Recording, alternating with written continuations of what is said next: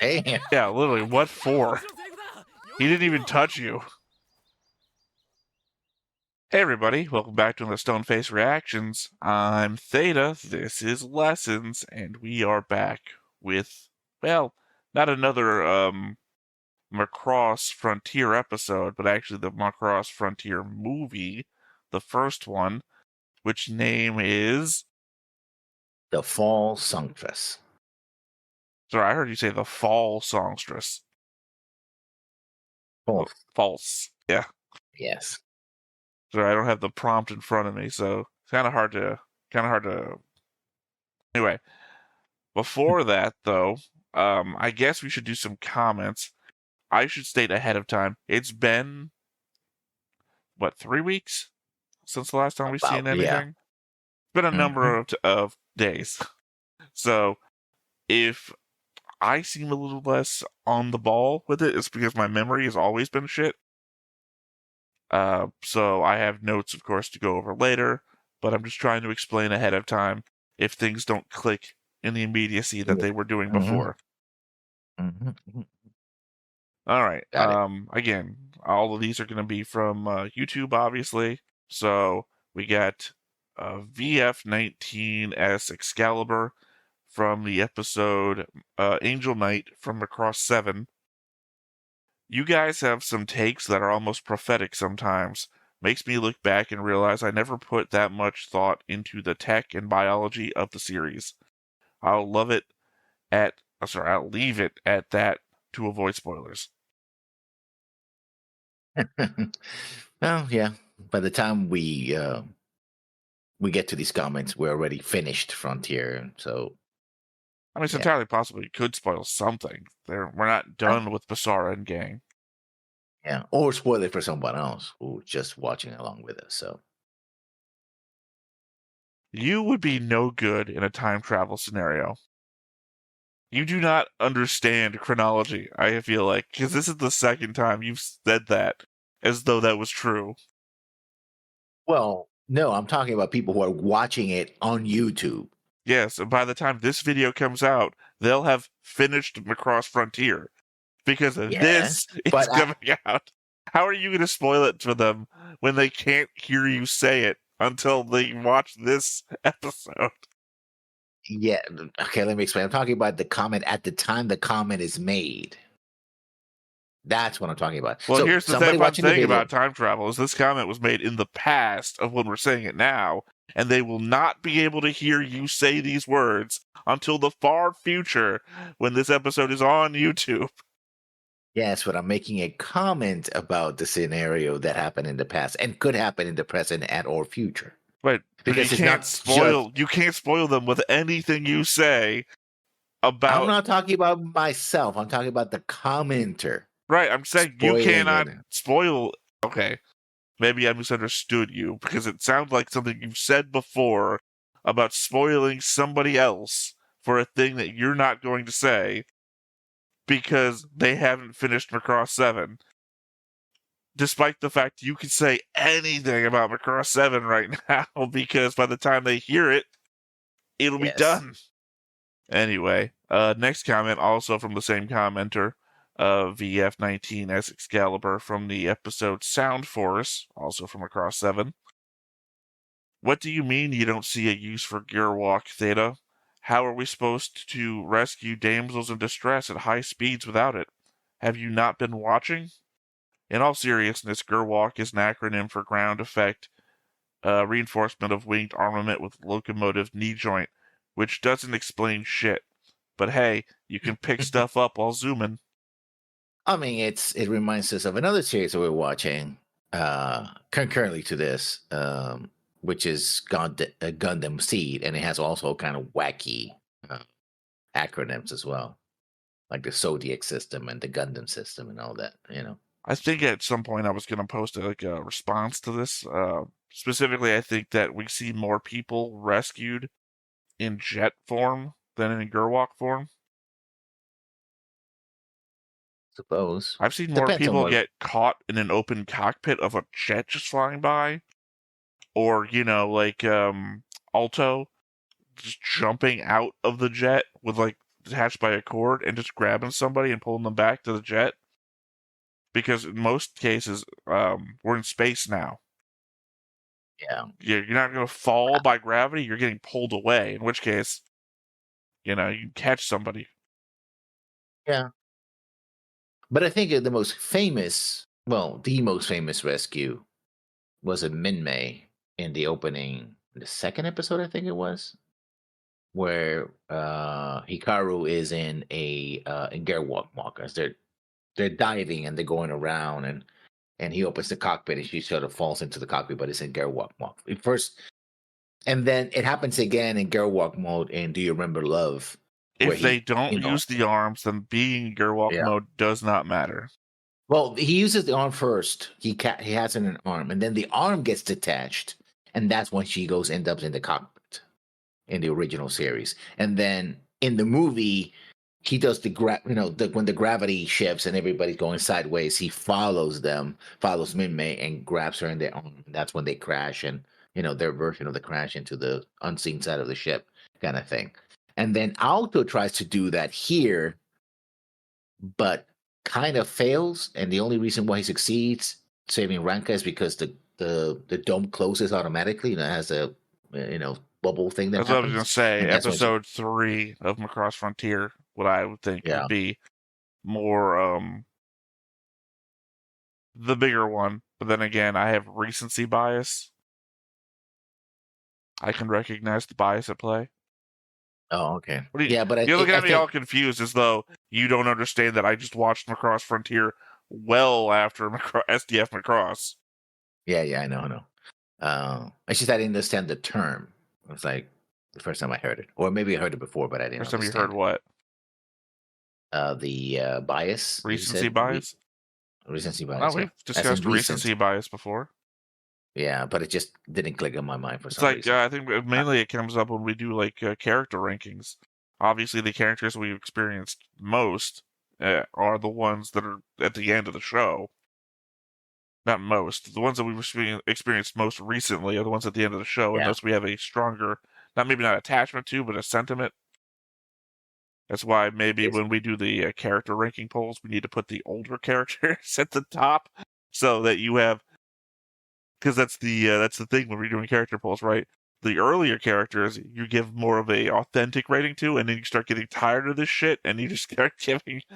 So if there's like some sort of what do you call it? Like a Venn diagram, maybe, of characters you don't remember as well that you're going to give more of an authentic rating, and then characters that you like more or are more experienced with recently that you are tired of ranking people. It'll cross past each other like a whole bell curve. Yeah. But going back to this, that happened in Frontier. So the most famous, and that scene actually was an attempt to recreate or subvert the scene with, Yeah, sure. Macross Frontier is the Gundam seed of the yeah, that's what I meant to say. Macross Frontier is the Gundam seed. Maybe I'm trying to do a analogy. No, what do you call it? Remake? No. Sorry, words are just escaping me, and I don't think I've ever actually gotten this word right every time I've tried to think of it. Word colon word colon word colon word colon. Sorry, my brain. Sorry, we record these things at 6 a.m. 7 a.m. Do you remember Love? We record these things at 7 a.m. and my brain, never good, worse in the morning. No, I'm talking about it's like, it's not an analogy. Simile? No, it's word colon word colon word colon word. I'm drawing a blank. I'm not like blanking. I'm not trying to say fill in the blanks. I'm saying that is. Well, that's it. That structure's named. I know. Yeah, no. This is like this, as in this is like this. Oh, an elevator pitch. Okay. No, it's not. That's not even close to being right. In this case, it would be Macross Frontier colon Gundam Seed colon SDF Macross colon Mobile Suit Gundam. Okay. But that structure, I'm blanking on the name of that particular structure, which is what we're trying to get to, right? Right, but you understand. I thought maybe I if you understand what you're figured out trying. what I was trying to do, you'd understand what the Yeah, word I'm no, looking for here is. Otherwise, we're yeah, really looking dumb right now. The fact yes, that we are. I know at least what I'm trying to describe and can't describe it, and you're like, yeah, I know what you're talking about, also have no answers for you. Yes, So, all right. this is like basic, like, I don't know if it's elementary school, but I think this is maybe middle school. Yeah, Um, I don't know what you would call it now that I'm thinking about it. not a simile. It's not a straight up comparison. It's contrast either. Oh God, yeah, no, um, eh. Brain, not. Nope. All right, well, I guess Yep. there's no joy here but to move on. Yes. Well, those were our 2 comments. I, of course, have the board. I don't think we were doing this back. No, we were doing this before the board changelog, because I know I I had think to that's how delete we've the done them. old board changelog Yeah. to put this new one. So the current board changelog is I changed the red line between Luca and the Frontier Quarter to green because he was siding with the wrong side before. I probably should have changed it to white, but I'm being generous. I put it to green because it seemed like Ozma forgave him, or at least commanded him back into subservient. Marked Grace O'Connor is dead. Rip to our first Irish villain. Hmm. Changed the green line between Barrera and Grace to red. Changed the red line between Barrera and Alto to green. Changed the red line between Alto and Catherine to green. I don't specifically even remember at this point why I had a line specifically between Alto and Catherine that was red. Well, because Catherine and I mean, I don't know what the specific line was, but Catherine and Ozma had basically gone AWOL. Yeah, no, very And specifically, I'm indicating to you yeah, why I don't remember that there was a specific line between Alto and Catherine. And it wasn't that Catherine and Ozma had gone AWOL. The entire 80% of the Frontier had gone AWOL. Sorry, the Frontier Quarter. the MS, the SMS. But there must have been something that happened directly between Catherine and Alto that I just don't remember. Doesn't ring a bell either. Otherwise, that Yeah, is the changes to the board, unless you see anything jumping out at you. I guess we can change the picture for I because now they have changed. I'm sorry, do you think I changed these pictures when people grow up? Because that ain't Huh? happening. I needs to show up in another series. Like, I needs to be in Delta to get a new picture. Also, that's the far cuter version of I. I don't want to put an uglier version of a character. Or I. At least they survived. Yeah, I didn't mark them dead. Michael went blank, that's for sure. Glass got, well, glass got glassed. Okay, we're doing the Heine thing Yeah. again? Is that what we're doing? He's looking at everyone's names and like, oh, where's a joke? There's a joke here somewhere. Leon. Well, Leon just got Also, arrested. glass So has multiple meanings, so that doesn't work. Glass got glassed. Some people use glassed as I got you a drink or a cheers. Glassed doesn't always mean I slammed a glass over your head. Which also doesn't no, mean actually, anything of what happened. He got fucking assassinated. They didn't yeah, but strike him with a glass. no, what I mean glass is like you get glass a planet, like Halo style. Which also doesn't That's what I'm talking apply. about. He got shot Yeah. multiple times in the back while running away. There's a degree of severity that you're missing here. No, he got a shot in the front actually, not in the back. No, Because remember, because he reached Leon, and it's like Leon that orders the soldiers to fire, and I'm he's like, pretty "Oh sure no!" he turns away at the last minute Yeah. and gets shot in the back. Because also Mm, there's the element of where was his body found at the end of yeah. the what do you call it? The Quarter. mover, the people mover. Some people call it Yeah. people movers. I don't remember what it's actually called. Automated walkway. Well, that's also a different name for it. There is a more like 1800s word for it that's trying to come into my head. Not an escalator, so. No. It's like escalator though because it's literally the same thing but horizontal. like an ambulator or something. I can't remember what it's called. It's like in my head though, because I remember reading like plans to make city streets out of it, and they had like old school words. Yeah, that's not an ambulator because it comes out as extinct genius of marsupials No, I belonging said to the something family. like that. The problem with trying to remember a word and having it sound like something is the sound-alike word can be anything. I don't know. People mover. People mover, automatic people mover is a type of small scale automated guideway transit system. That's what Wikipedia tells me. Why is it? What is a people mover cool? Yeah, automatic guideway transit (AGT). Oh no, wait a minute. This is a completely different. It's like a tram. No, this is not it. Yeah, Not a you'd have people like a mover. monorail. Yeah. Nope. That's not it. There's something else. Automated walkway, I guess. Automated Yeah, I mean that sounds right. walkway. Travelator. Sorry, that's what it was. Automated walkway, also known as a moving walkway, is a conveyor belt that moves people horizontally or at an incline. They are often found in airports, train stations, and shopping centers. Yeah, no, it's Travelator. It's the same thing. A moving walkway, also known as Travelator. an auto walk, moving pavement, moving sidewalk, travelator, or travelator, is a slow-moving conveyor mechanism that transports people across a horizontal inclined plane over a short period or to a medium distance. Travelator.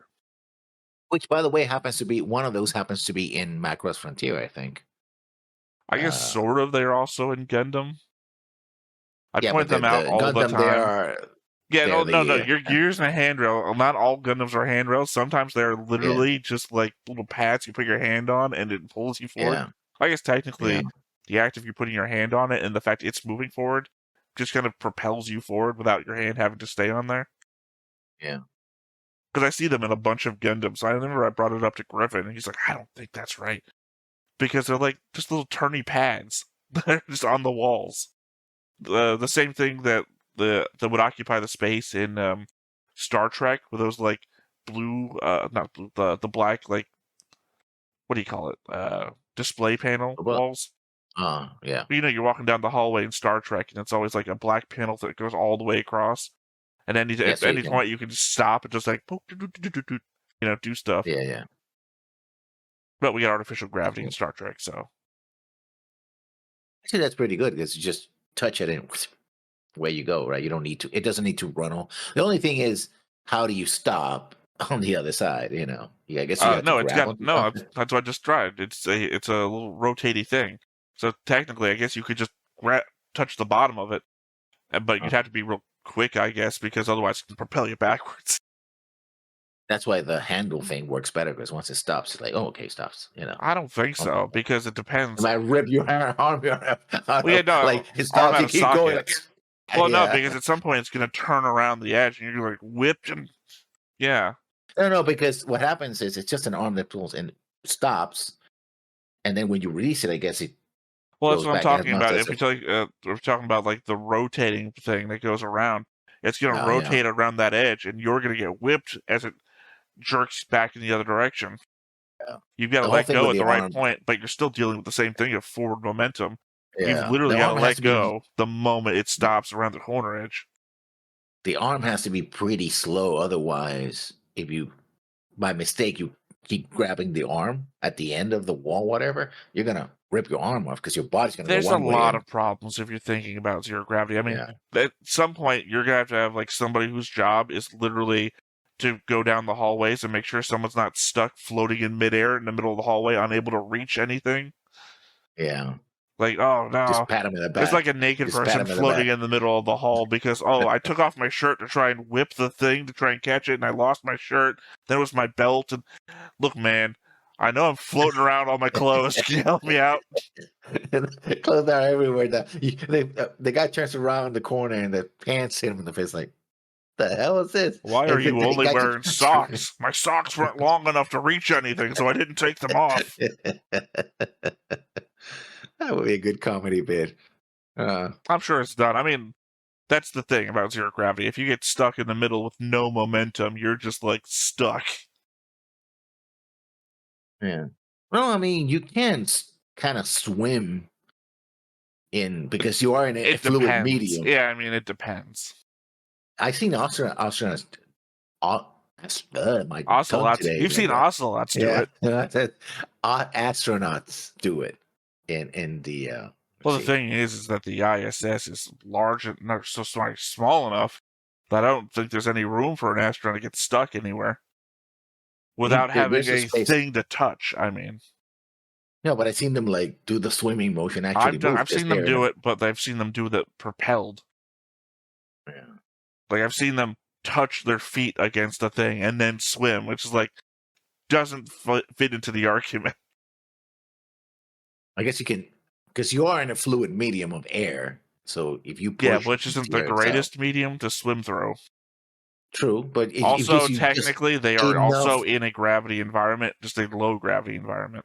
Yeah, microgravity. Yeah. Well, because you've got to go a really long way to get outside of Earth's gravity to be completely free of it. I mean, I guess if it's a wall is near enough, that you kind of your own motion will against air would nod you this is an eventually in the argument that I direction. made in Mutants and Masterminds the one time that my immortal Yeah. character tried to freeze me up or something.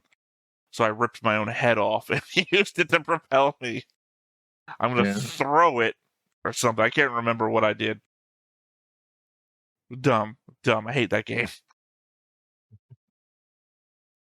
I mean, it's Anyway. so easily exploitable, Well, yeah, so is immortality.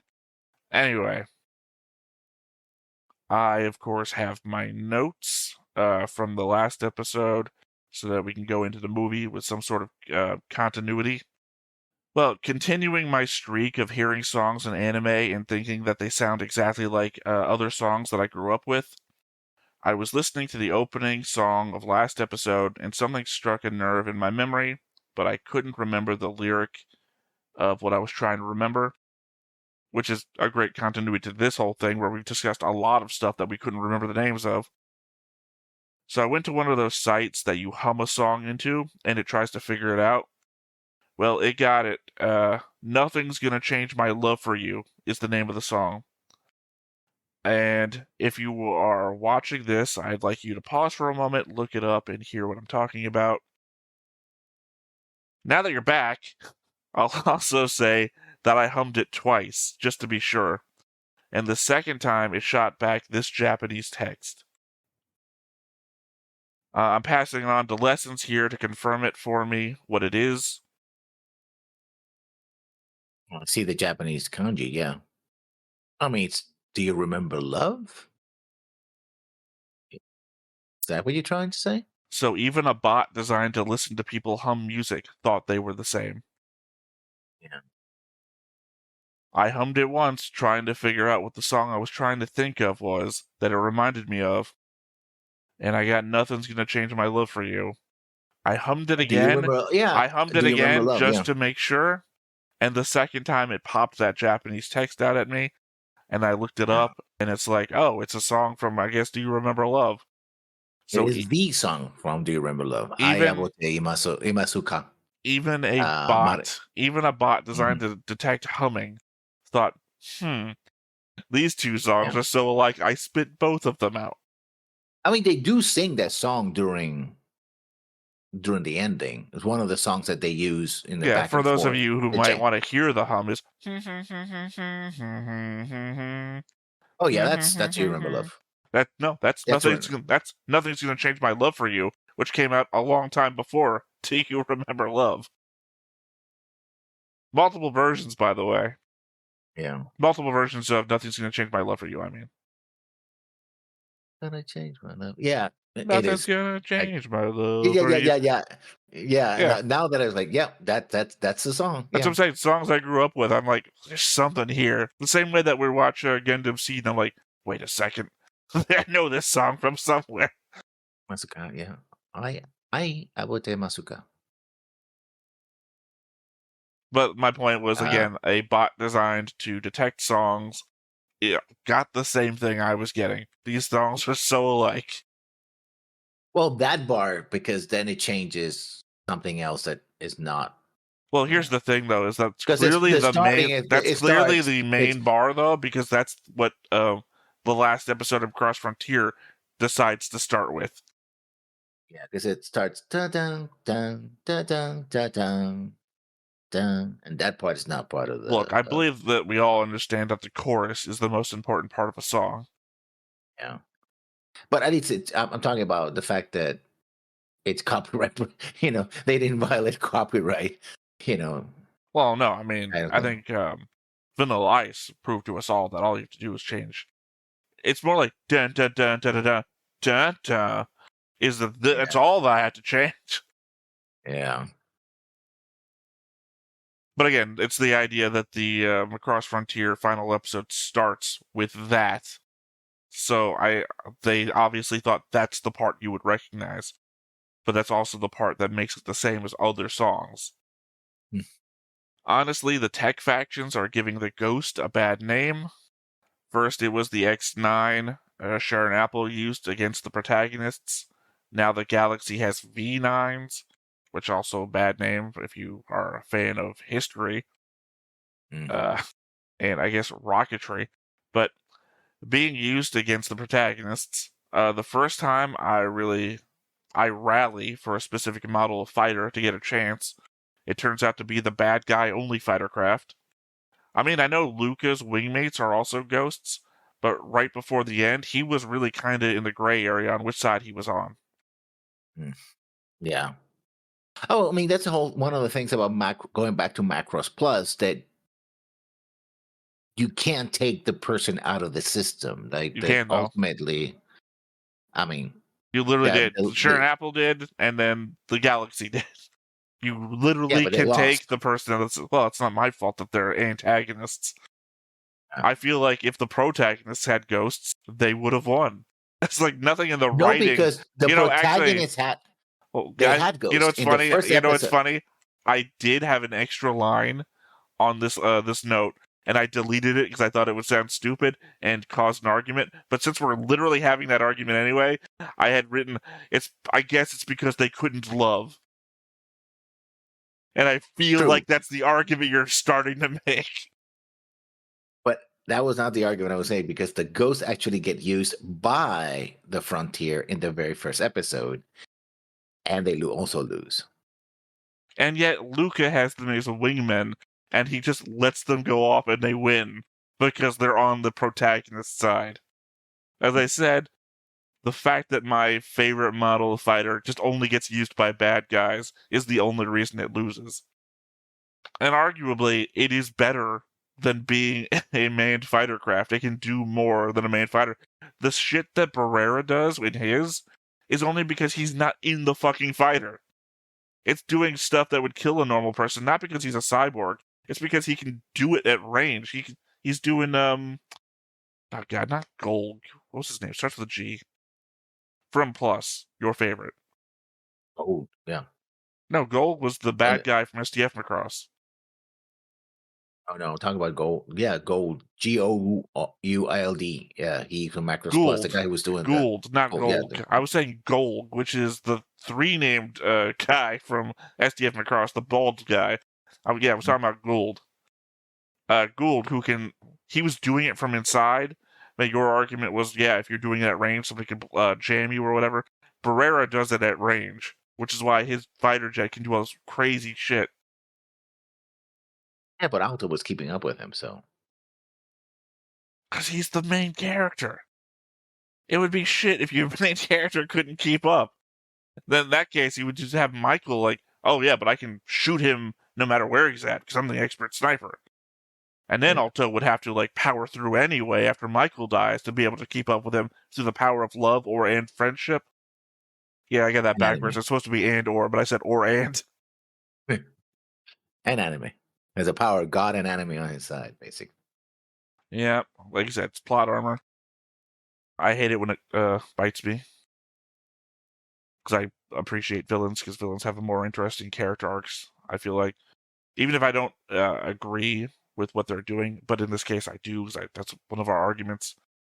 Even if I don't agree, the element that you never know what's going to happen to a villain because what's happened unless the show you're watching wants to go real hardcore into either realism or shock value, the protagonist's arc are basically always the same. versus a villain, I just talked to my family. Oh, I'm dead. It's like you never know. Literally, they step out of their house and they can be killed by something. Mm. They have no defense. I appreciate any callback to a previous series, even the one I label as my least liked. So Luca calling out to show him the power that once plunged Macross City into the depths of fear as he releases the Judah system was a nice call. Judah being the control system of the X9 Ghost in Macross Plus. I mean, we later get shots of nearly every location we'd been to in the show so far, when Grace goes on to launch her attack on everything, everywhere, all at once. But the Mm-hmm. subtle thing is what got me first. It's interesting, it's called the Judah system. Like, it's not like you should not. Anime writers don't name things for things that you know are gonna fail. Well, no, Like, it's oh, I'm not. gonna be It's Judah, not Judah. Judas. Sounds like Judah. Well, I mean, you could construe Judah to be Judea, in which case it's not bad at all. I think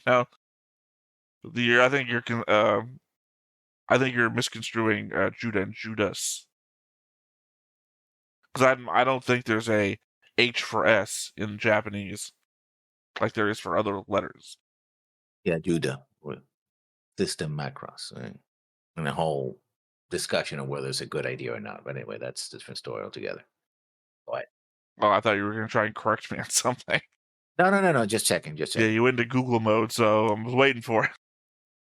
Grace says that she is harnessing the power of those that the proto-culture feared, longed for, and even worshipped as gods.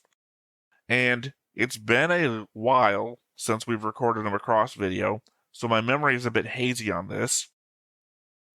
In all of my notes and my board theories, there hasn't been any mention of anyone that the proto-culture longed for or worshipped. Granted, they might have feared themselves as they went to war with another faction of proto-culture. They may have in fact feared the proto-devlin as well, but I wouldn't suspect that they would have considered the proto-devlin as gods. So it is a rather confusing thing for her to say. The relationship she's describing sounds more like the Zentradi in the proto-devlin. Okay. This is actually new lore that drops very much at the end in Frontier. And I tried to explain it. I don't know if I was sufficiently able to explain it the last time. The whole thing is that folding is something that comes natural to the Vajra. The protoculture discovered the Vajra, and essentially the whole folding technology thing they got from the Vajra, but what they got was through technology, like a pale imitation of Here's the it. thing about what you're saying, is that's not said in the show. If it's not said in the show, then your extrapolation is headcanon to me. It might be actual canon. I don't want you to tell me that, though, because that is not actual canon right now. It's not actual That's canon right why now. when you look at the what was it called, the Birdman. The Birdman was And described to be as a proto-Devlin device. So the proto-Devlin's no, not Vajra. it's a protoculture device, never a proto. Who said it was Sorry, no. proto? That's what I meant. I'm doing the thing. I Yeah, think I did this last episode when we recorded where I just get yeah. them. I don't know It's a why. protoculture device based on the Again, the protoculture's fact that take the on. moment you start saying it's based on something is you're making stuff up. Until it's said in the show, you're making it up. And of course, you have future knowledge because apparently you've watched both movies. Yes. Yeah. So if it's said in the movies, it's not true for me yet. So you can't tell me stuff is fact until it's on screen. Because I guess it could also be in the manga, but the fact that you don't read the manga and I don't read the manga kind of gets rid of that too. Again, there's elements I feel of what you take to be fact because I guess it's agreed upon by a bunch of Macross watchers, is that I can't agree with it on the... Okay, I could agree with it if I slotted it into everything that I know and I thought that it fit. But on the basis of it being canon to the show without the show saying it, I can't accept. Okay. I mean, you know me. I come up with all these crazy theories and everything, but at best, even with my own crazy theories, I'll say this is the way it has to be. I don't think I ever come at you with this is the way it is, right? I'm looking for you to confirm. I don't remember what I say to you. No. You don't come off that way. You came close though, but not. Well, I mean, you don't actually. the only go that time I far. would ever think that I would go that far is if I think the show is actually saying it. But if the show doesn't say it, it's like, well, if you look back at this show where they said this thing and this show said this thing, it really feels like the indication is this. But in this case, if what you're saying, so thank God I've already forgotten what you said. 7 a.m. thoughts in and out.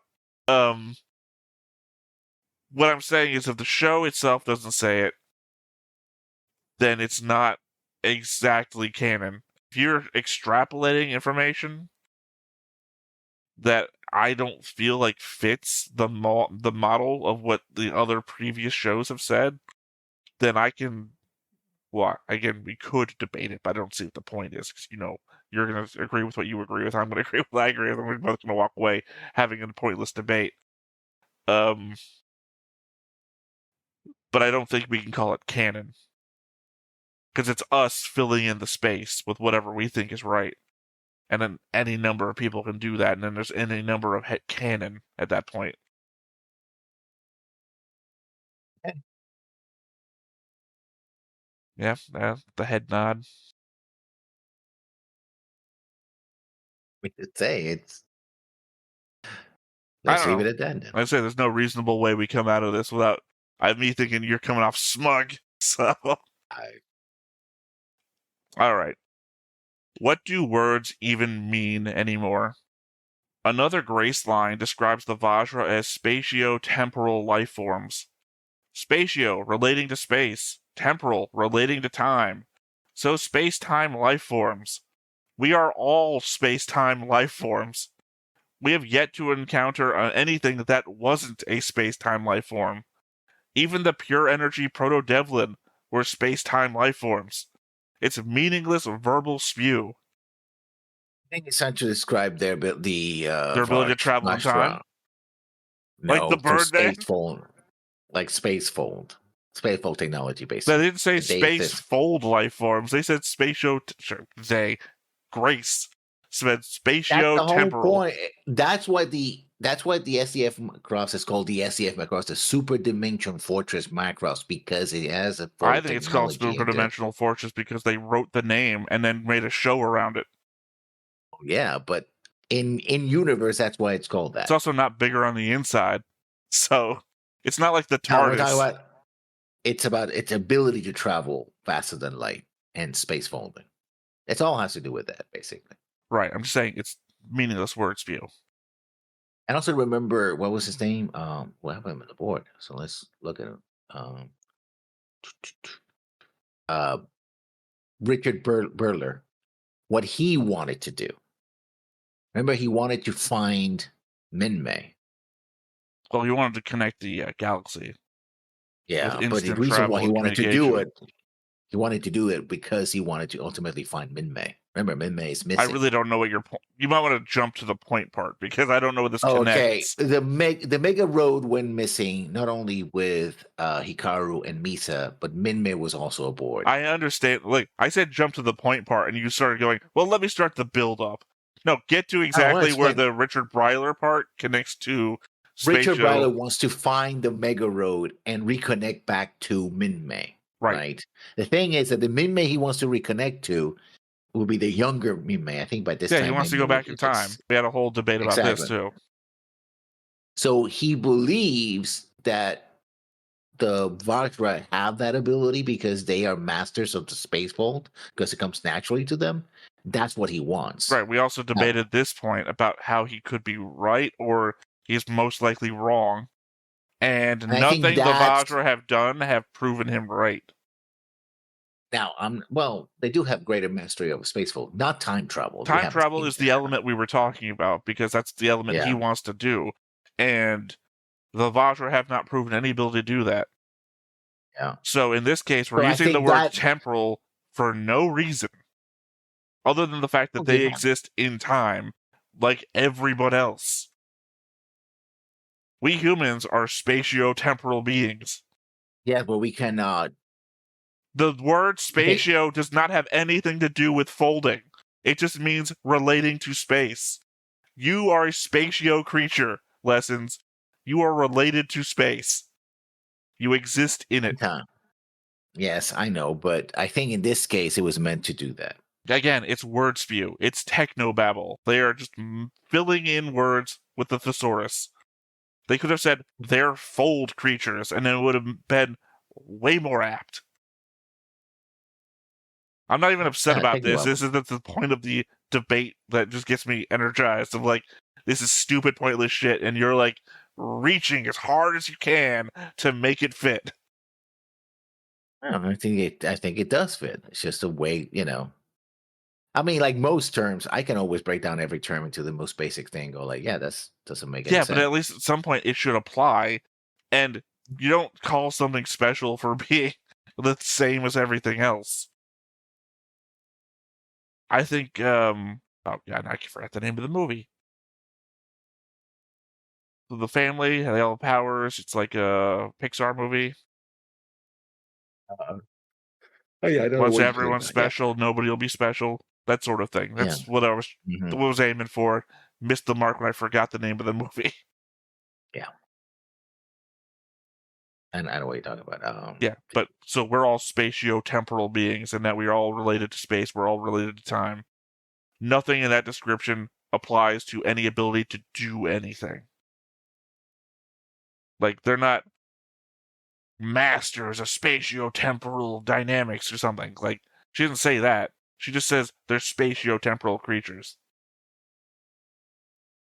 In fact, you know what most humans are doing in Macross these days? Folding their way through space. You know? also apparently also they can communicate at faster than light naturally as well. Yeah, wish she had mentioned that in her naming convention.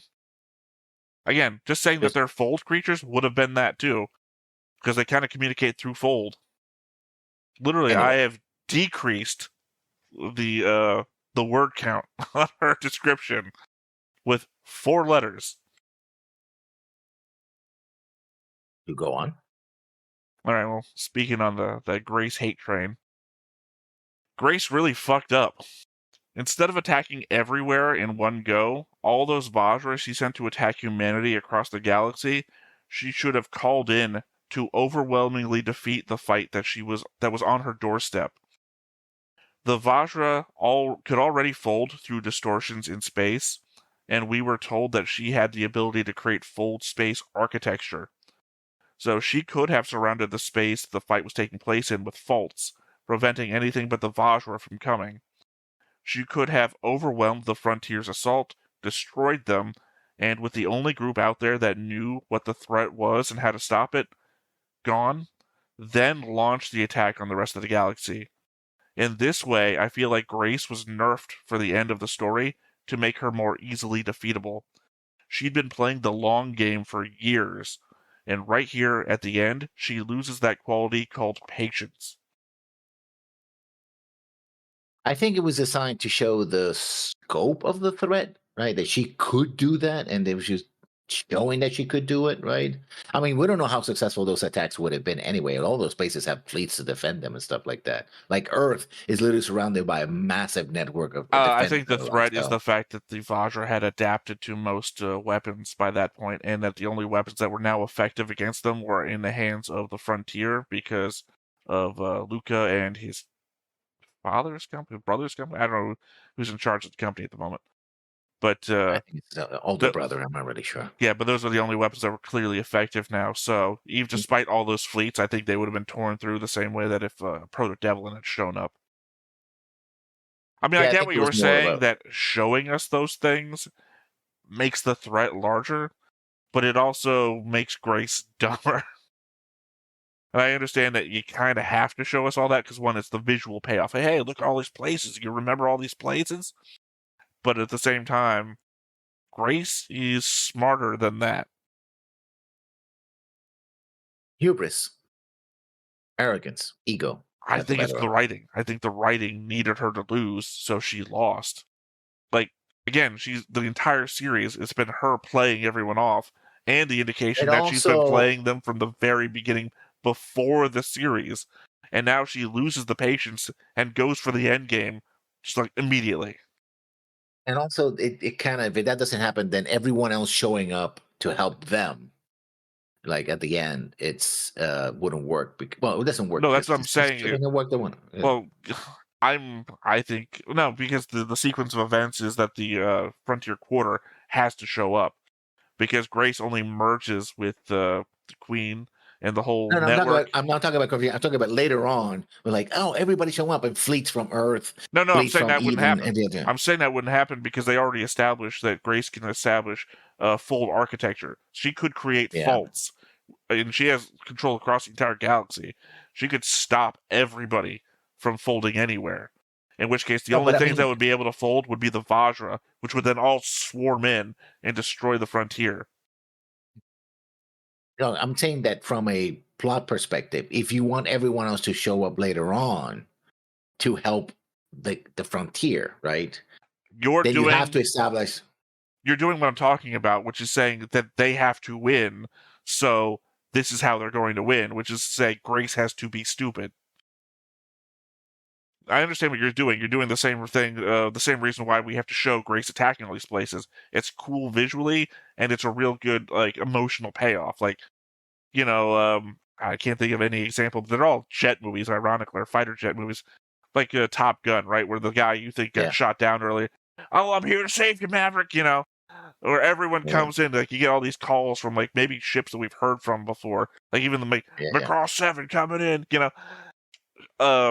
ships that we've heard about in the past. I think there's someone that in the movie it's clear who it is, so I'm not gonna. Yeah, don't spoil shit. But my point is, I understand what you're going for, but I'm saying all this is predicated on Grace being worse than she's been in the show. Again, she's been playing this game since before Frontier as a show started, and suddenly she can't, 30 minutes and this fight will be over. I better start attacking everybody everywhere at once anyway. So as I said, I really like Grace as a character until this episode. Because it feels like that's where how do we win? Grace is too strong. Well, maybe she fucks up. Or we have to summon Basara. Well, to be fair, I don't think there's much difference between Basara and Renka/Cheryl here at the end. Because really, it is like... Well, because what really... Dude, at this point, who the fuck gives a shit about the difference between Sound Force and Fold shit? Like, I know Fold shit's been, developed, sort of, in the realm of, well, every new show is, 20 to 30 years in the future, so Fold technology's just been developing off screen. I don't really care anymore. One's a little bit more super robot-y, but it's in the same fucking universe as the songs that change Fold space. So, well, while I'm shitting on everything, just a comparison I felt needed to be made here at the last episode. Fighting a large humanoid mecha in orbit of a planet that threatens to absorb all of humanity into itself, ultimately defeated with love while assisted by a mysterious brother figure. Barrera, in 2008, says, "Sing and let all your sadness, anger, and happiness be heard." Domon Kashu in 1994 said, "Take this, my love, my anger, and all of my sorrow." Yeah. Equate the last episode of G Gundam with the Macross Frontier, and they kind of overlap in a lot of ways. Schwartzbruder, Barrera, there's a lot of overlap. Devil Gundam, Galaxy. Just thought it was funny. It was character. I'm just because I'm microanalyzing everything that's happening on the screen. My last watch through. Sadness, my anger, and my happiness. My love, my anger, and all of my sorrow. Only got you by 14 years. They do influence each other, I guess.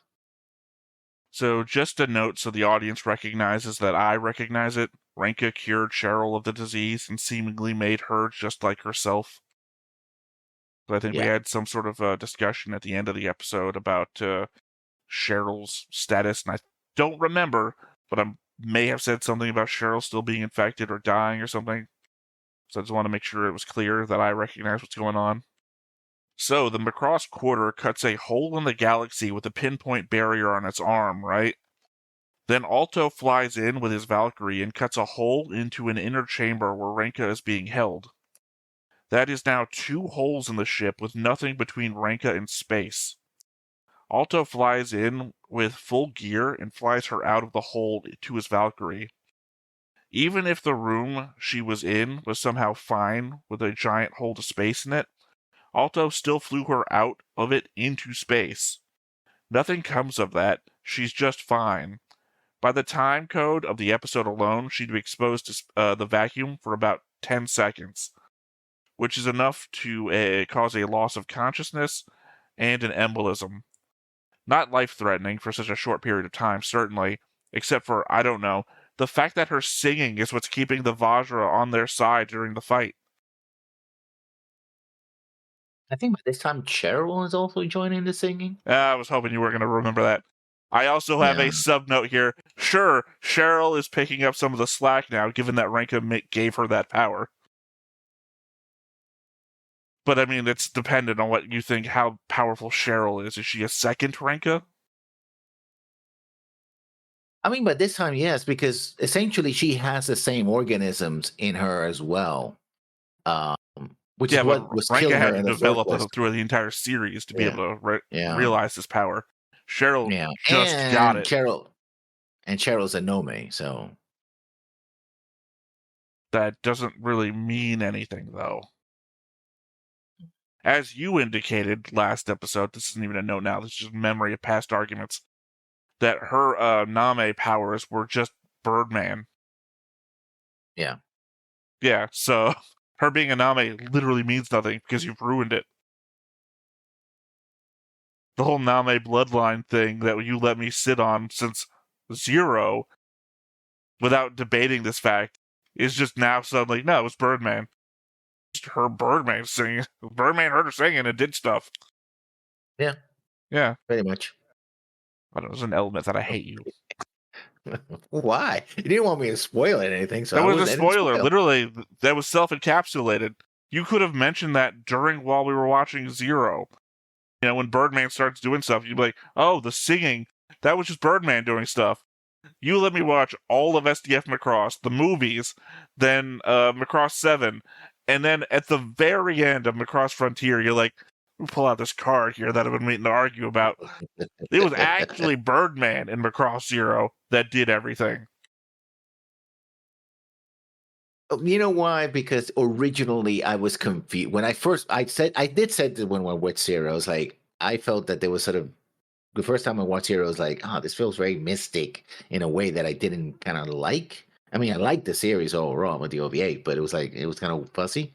But then when I watch it again with you, it was like, oh, this is just a technology from Birdman, so that makes sense. You just didn't say it out loud. And again, kept it in your back pocket to make me upset later. Hey, you know how you really like the Name character? You really like Sarah and their relationship and her ability to do stuff, and this mystical connection she has with nature, and her ability to sing and like heal stuff. Yeah, that wasn't her. I mean, she's a good character still. Yeah, just ruining her power set and anything I think is special about her other than her relationship with a machine that technically could have destroyed all life on Earth. I again debate that too. I think there's enough military force on Earth to take out one Birdman.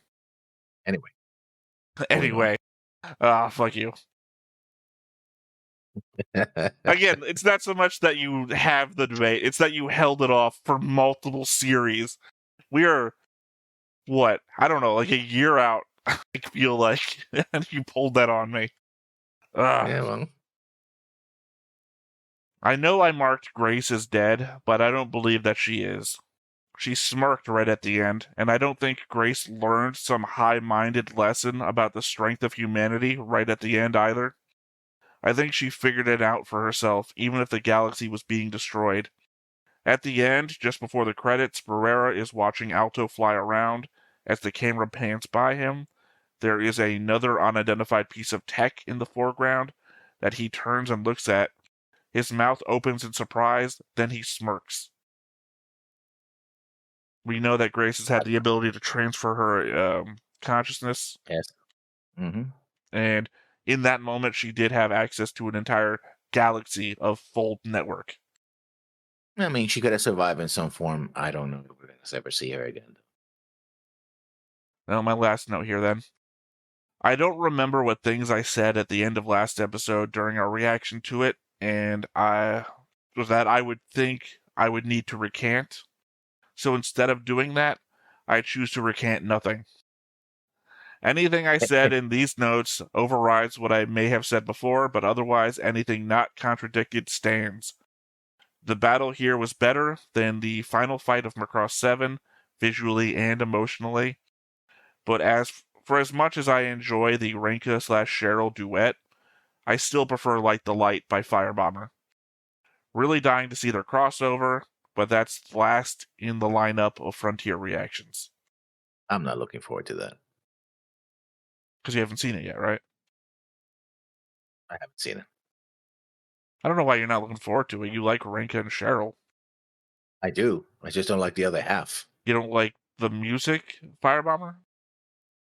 I mean, to me, Firebomber is fine, but every time I think of Firebomber, I think of Basara. I'm like, yeah, but Basara's a bad character, but he's not a bad singer. Yeah.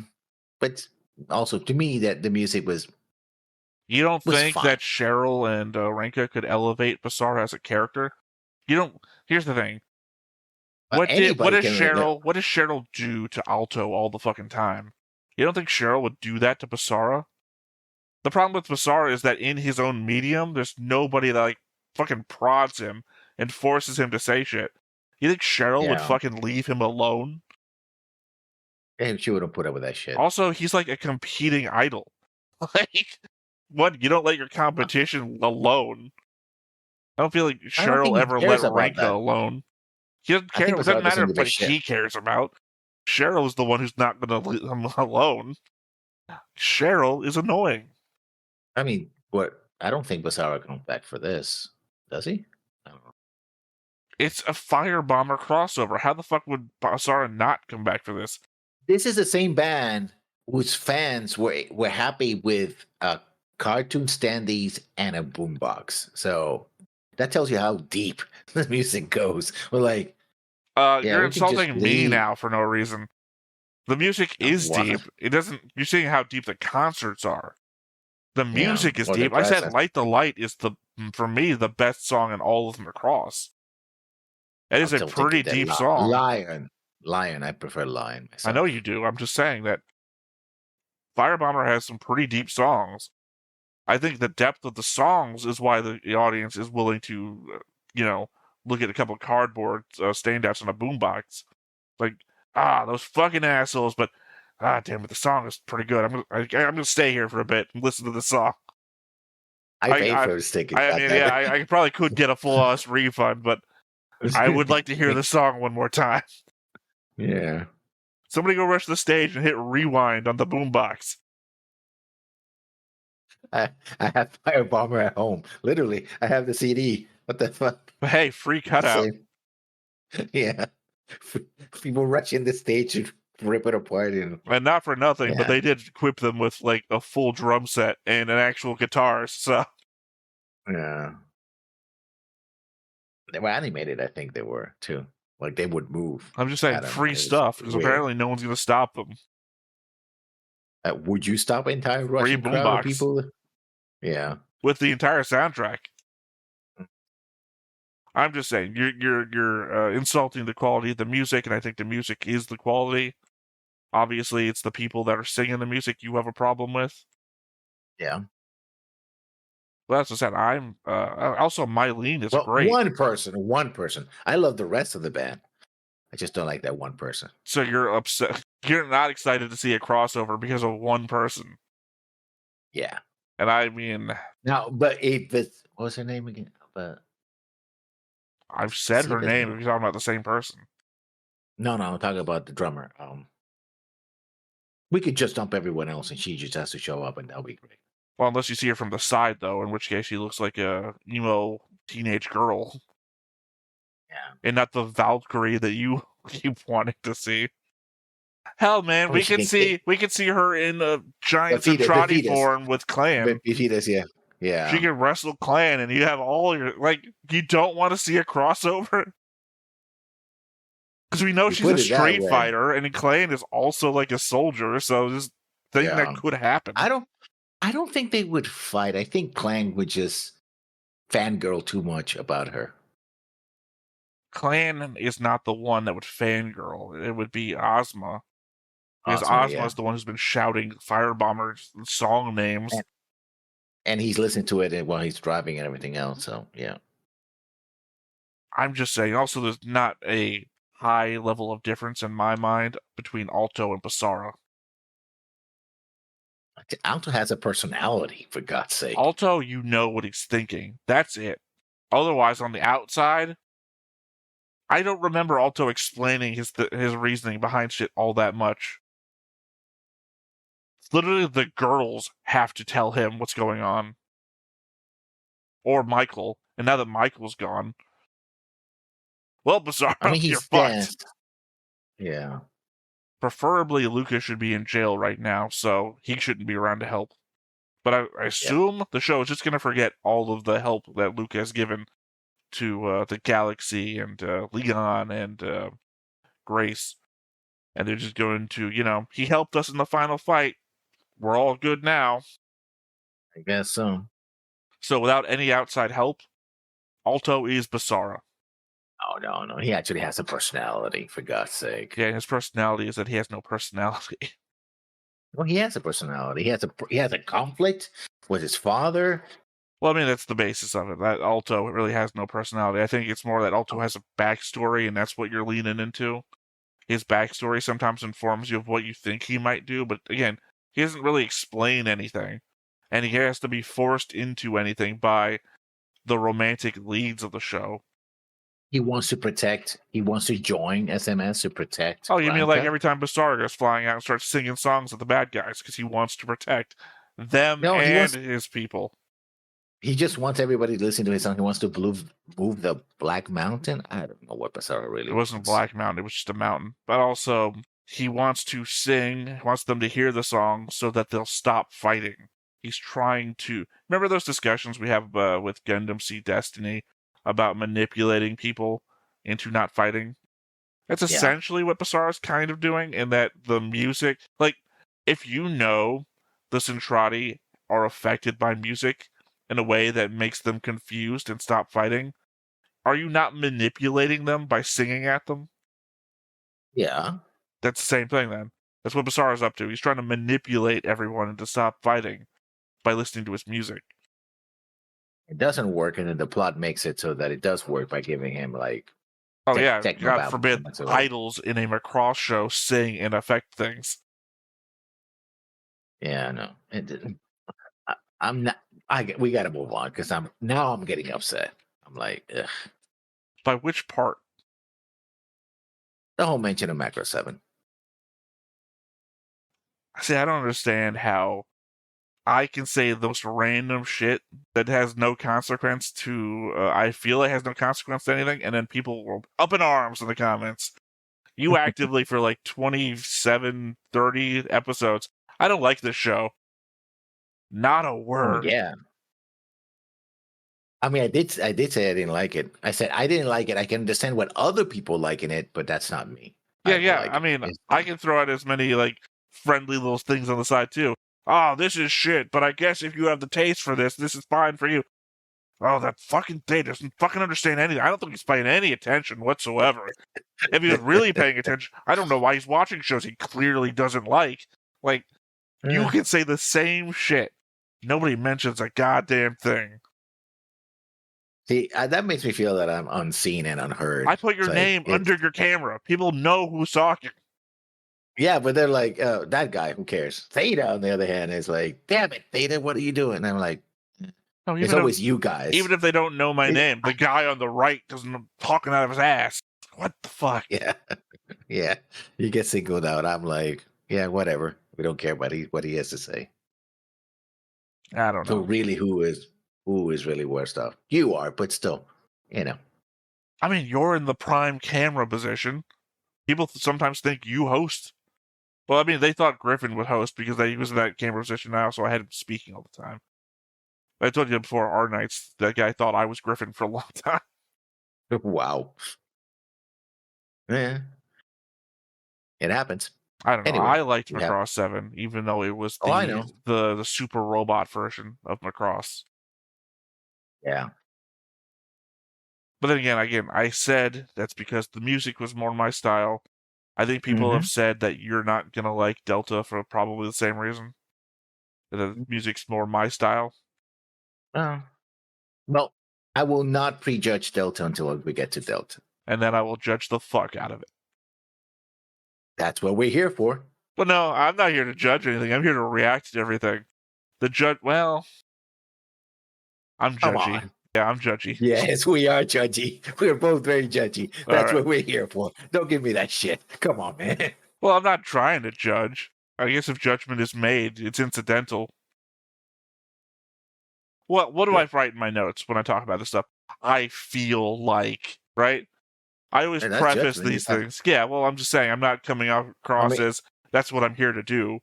I didn't like pre-buy like a judge outfit and like come here with a wig and everything, right? On this episode of Macross Frontier, the judgment. I don't come across doing that. Yeah. True. All right. Well, I think unless you have anything else to add before we start into the first movie. Nope. All right. I said let's go ahead and hop on into it. But before we get started, make sure that you hit the like button, hit that subscribe button, comment down below to feed that algorithm. On top of all that, if you want to watch more shows like this, unfiltered, uncensored, and uncut, as well as some early access stuff, you can check it out over on the Patreon. It's just $5 a month, but hey, no pressure. There's zero pressure in order to do that. It's just a little bit of extra support, and it would be greatly appreciated. No, no, no, no, no, no, no, no, no.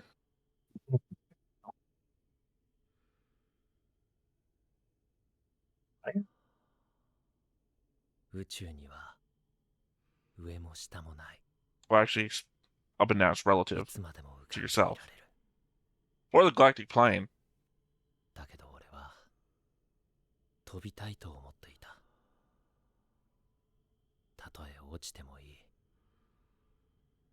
It's the stupidity of Alto.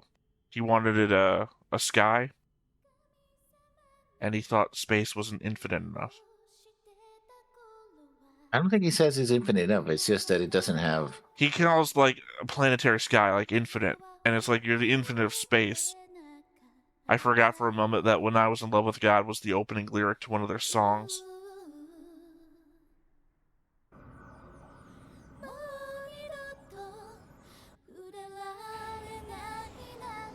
Like I said, I like the fact that this starts with a duet.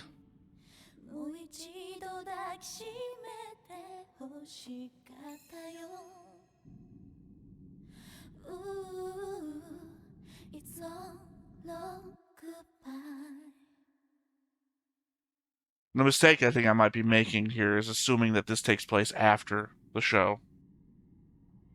There's nothing that says it has to, because this could happen during the show.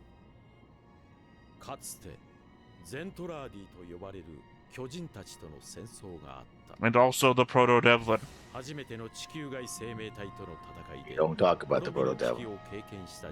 That's a new ship, though. I don't remember a factory ship, but we've seen plenty of factory ships on the show.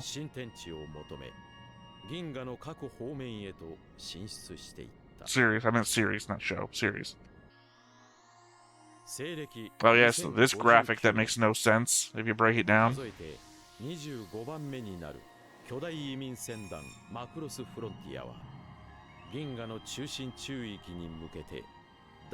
It's really dumb voyage too if you follow that graphic. A lot of wobbly lines where it goes in the wrong direction and it whirls back. Oh, it depends how they can get there. They can get in a straight line. Or they're exploring other planets. So we're at the beginning.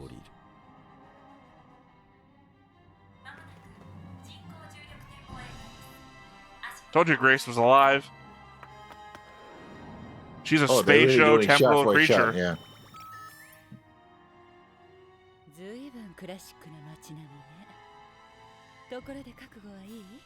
I think that's Earth Federation headquarters. That giant dildo in the background. Sorry, it's not a dildo, it's a butt plug. That's clearly the shape of a butt plug. Well, you know, until Alto has to remind you to sing. And then Ranka has to remind you to sing. Is this just a compilation movie? No. Not quite. But they already know each other. Right, and they don't do the introduction where they meet under the concert. Yeah, which is... Somebody must be dreaming. Because one thing Alto doesn't do is call Ranka. That's the one thing he doesn't do in the show. She calls him, he doesn't answer.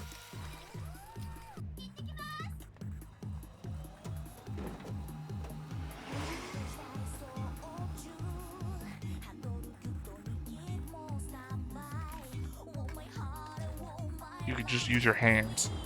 It don't need... Yeah, but it's you. It's heavy paper, is that what you're trying to say? No, it's he wants to make a giant one. From a poster, not from a... Yeah, you know people actually still do that with your hands. Yeah. Should have killed that. You should have run that one over. They're all going to be infected later. Hammering the fact that, yeah, this is San Francisco in space, basically. Well... That's San Tokyo, or whatever they call it. I think that's the best song of Frontier. Probably more so the duet version. That's the catchiest one.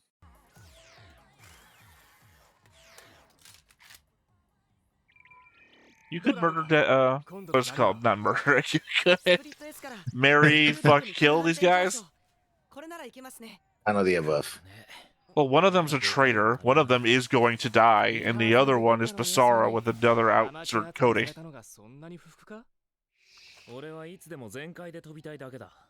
So obviously kill the one who's already going to die. I guess you fucked Basara, and then you marry the one... He's not Basara! Stop it. Alto is not Basara. Alto is a character. Basara is just... God, that water is coming down behind you, by the way. And then you marry the one who comes from a rich family. It works out perfectly.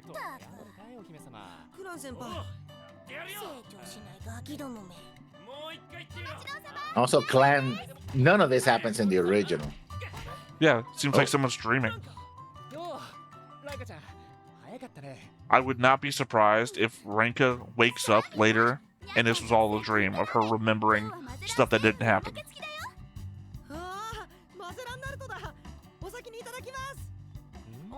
They film it like a commercial, like they focus on the bowl. Well, we've literally seen commercials for the restaurant in the show. Yeah. I, in fact, used part of one of the commercials as, like, the middle part, animation thing for while we're talking about stuff.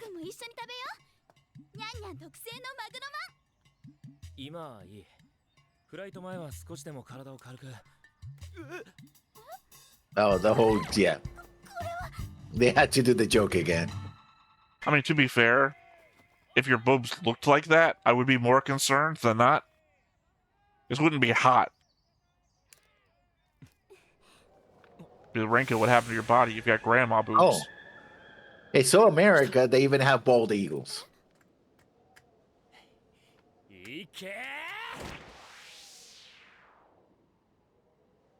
And then it flew back and hit the ground, and that was the end of it. then a passing airplane hit it and it wrecked their wing, and they had to go land for an emergency repair. Jumps off the edge of the building, dies. End of the movie.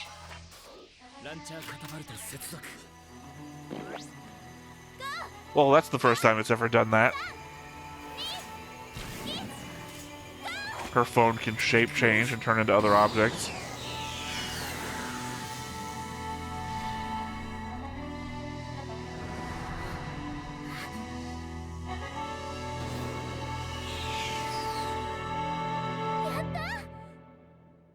What you did, otherwise he would be smeared against the wall somewhere.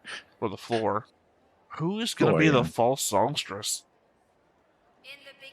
Unless this is, again, a reimagining of the early thing in which Ranka is the false songstress.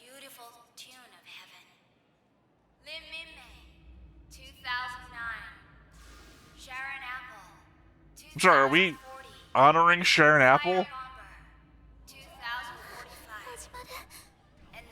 Also, are these just the only idols that existed, like, between them? There was no other? No, wait, what about, what's her name? The one that inspired Minmay. Not Minmay, no, Mylene. Yeah, the one who inspired Mylene. The other one who was a galaxy famous... Look, I've seen Hellboy 2. I know what this is about. It's the Immortal Army. The elf guy is going to show up later and kill everyone. Oh, so that's where this comes from. It's a new song. This is not on the original. No, I've seen this animation before. Yeah. Out of context. It's part of a collab AMV with a bunch of other, you know, idols.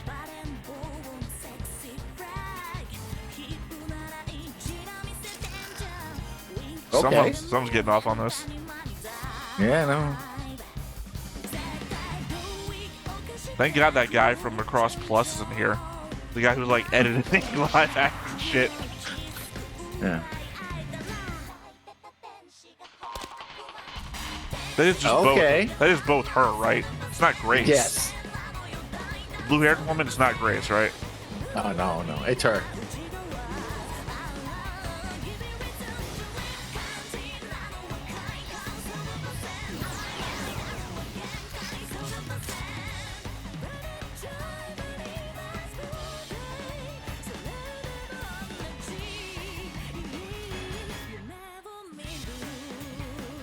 How do you animate yourself holding your own hands? I don't know. I guess the whole thing has to be virtual. In which case, where's the real... sorry, I'm going to say Sharon Apple, because I'm still thrown by the fact that they're, like, memorializing Sharon Apple. Remember that you tried to kill Macross City? Yeah. Doesn't matter, she was a good singer. To some people.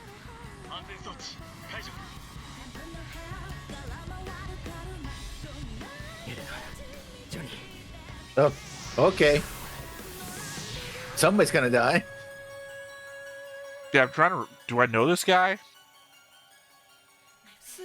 So I don't remember anyone associated with Elena and Johnny. But again, it's really hard to focus with all of the Cheryl ass being thrown at the screen. Yeah. Oh, I do like this song. I like the visual. I like those things where you look in the peephole and the thing spins around and like animates itself. I can't remember what they're called.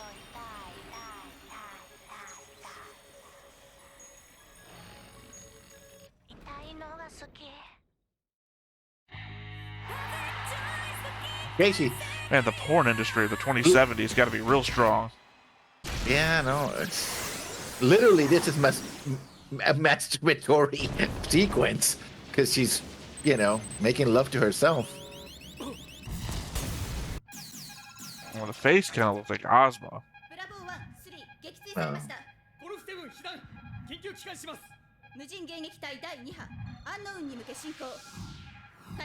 Sorry, Ghost Unit number 2? Those piloted ghost units? Oh, oh no, they're attacking the Sims.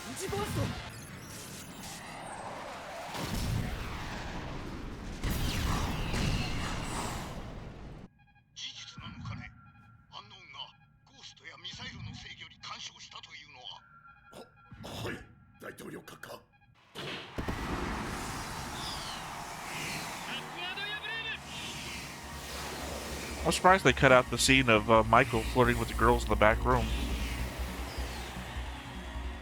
Because it was important enough that in the later part of the show, they called back to it to investigate Michael's character.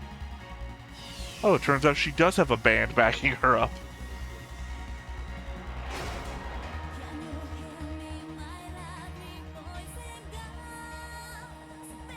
Cowboy Bebop, okay. I was literally about to say her callback to that show from Cowboy Bebop where they get all the bounties.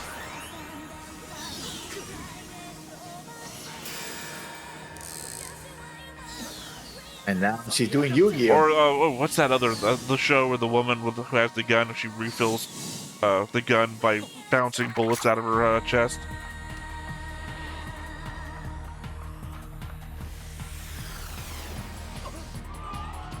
Now she does it deliberately, not like in the original where he messed up.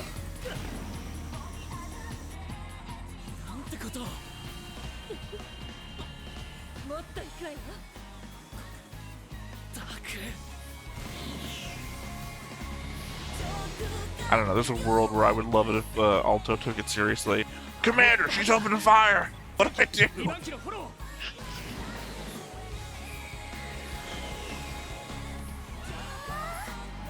Oh, I wish I could just add a heart after that and do the more you know thing.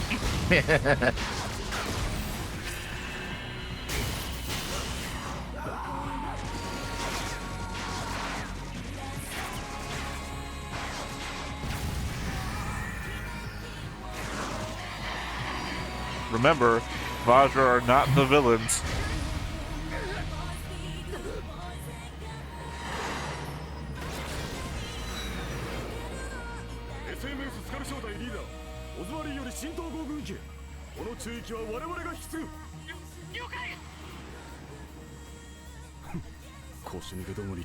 Harsh. Damn, dude. To be fair, you and Spacey has been saving the galaxy for many years before you showed up. And he was former U.S. Spacey, so.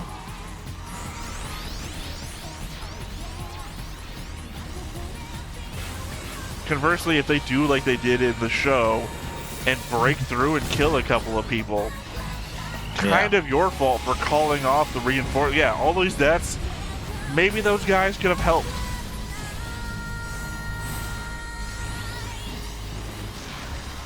No worries, guys. We'll defend this sector of space. Oh no, we're all dying. Oh no.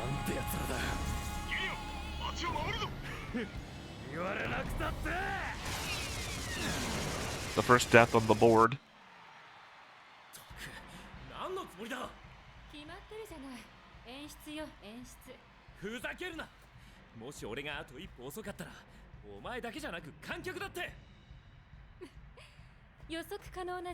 The fun for me would be if she like dissolved away. It was a hologram the whole time. No one was in any danger at all. Yeah.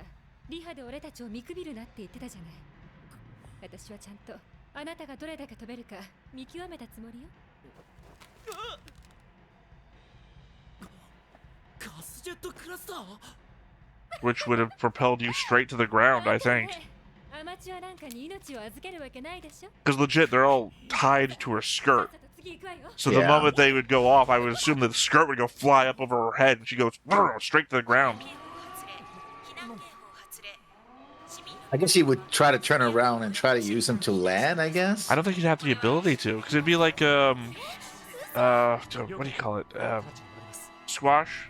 You know, a squash, what do you call them? Gamecock. Birdie. Birdcock. Whatever they call it. Yeah. I know the last word is cock, but yeah, it's kind of like that, because the dress would turn you into that. Your body would be the ball at the end, and the skirt would just fly up around you.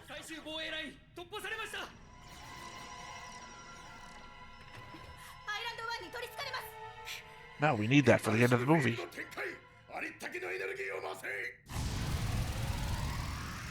Did they ever employ a shield during the show? Like this? No.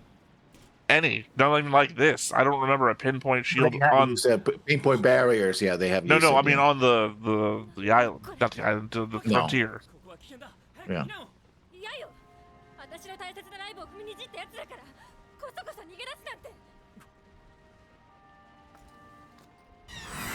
Did you just leave the entire concert of people behind in danger?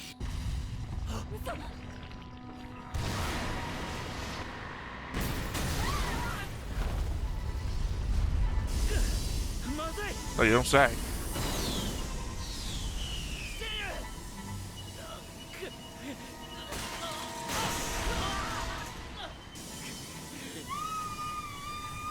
But instead of saving Ranka, now he's gonna say saving Cheryl. Though the Ranka thing could be happening somewhere else.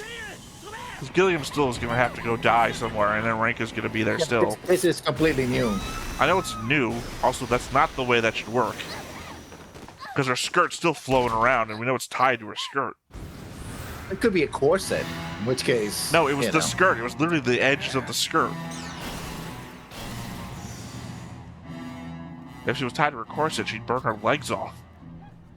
No, that the skirt could have a corset, and that's why it doesn't fly up too No, far. Like it was flapping.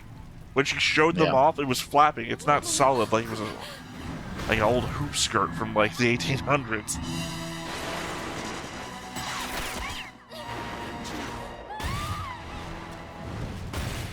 It's a different looking Vogue too. Oh, we've seen this before. No, that's not the same one as was in the original. One of the original is one of the classic red ones. These are weird tail ones. Yeah.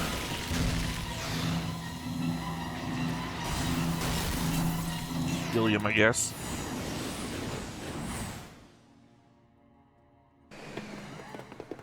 I'm just saying she's irresponsible as a concert host. Yeah.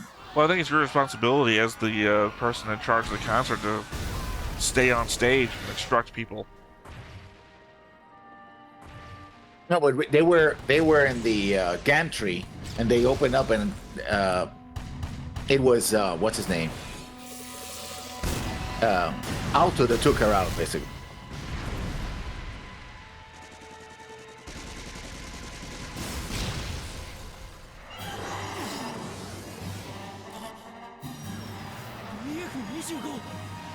I said a VF-21, it was a VF-25, yeah. I said I didn't care. No, for the audience who might care. Apparently they ignore you when you say the wrong thing anyway, so. Yeah.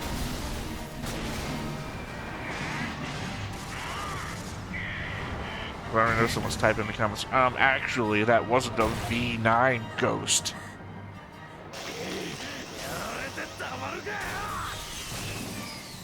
Sorry to say, Gilliam. Not gonna turn out well for you unless... Nope. Never mind. Not gonna turn out well for you. Unless you were planning on becoming juice. All juice. All juice, no filler. Well, except for the metal bits.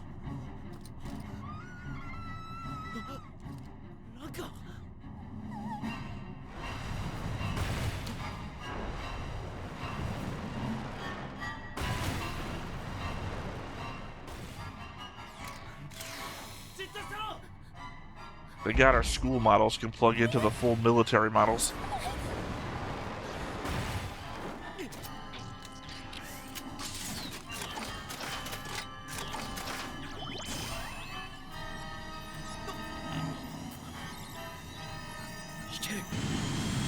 Don't worry, I'm an actor. I'll act like I know how to pilot this thing.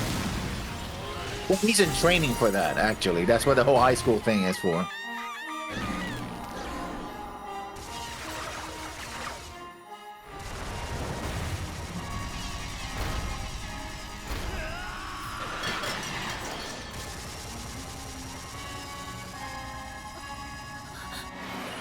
And she could never hear again.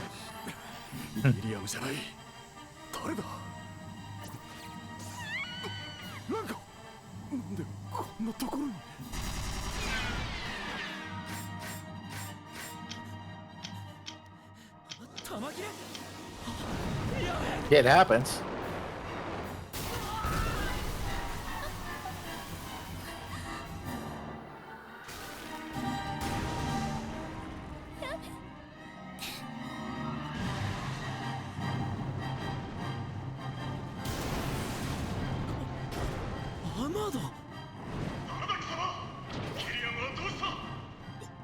Turn to juice.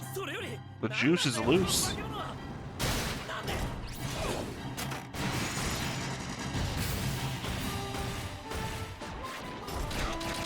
I feel like if this was Do You Remember Low, we'd start right after half the planet exploded and not ever look at it. Still can't believe that.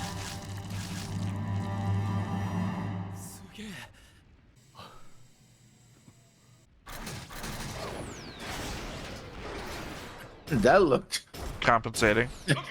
Yeah.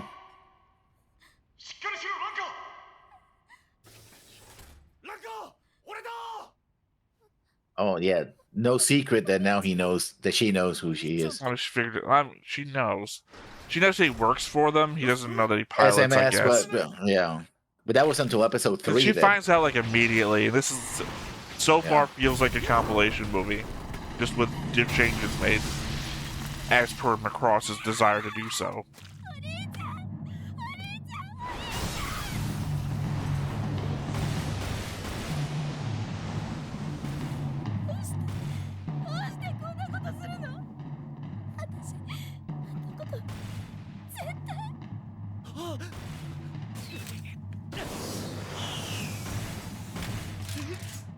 That'll do the trick. Figured it out, Alto.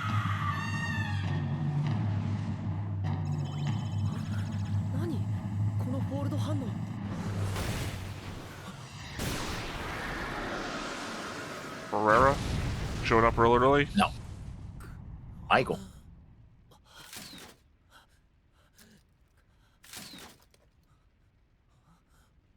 I mean, they're doing things differently because he gets hurt in episode 3. I know they're doing things differently. That's why I was calling out Barrera, possibly.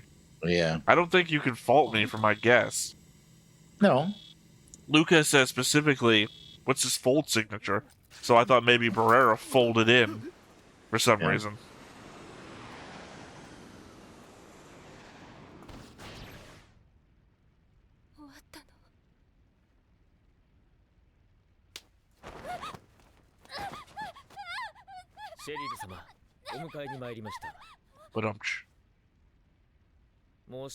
Huh.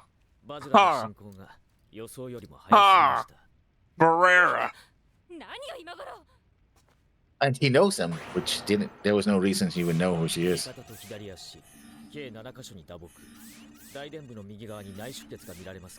I'm just saying, I called Barrera showing up early, and then Barrera showed up early. Looks like I haven't lost my Macross 7 spark. Also, he looks weird in a suit. The sewers, that's where we should go.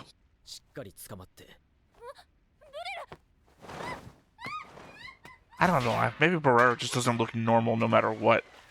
He definitely looked weird in that half-exposed thing that he used to wear. Yeah.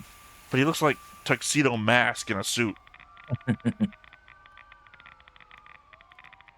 Sir, I have no idea what this thing scans for.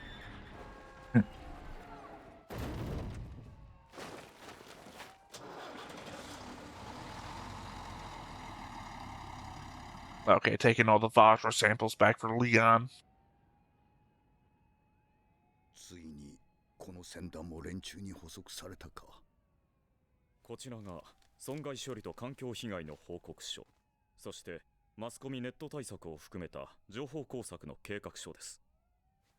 Remember, this is the internet. This is the 2010s.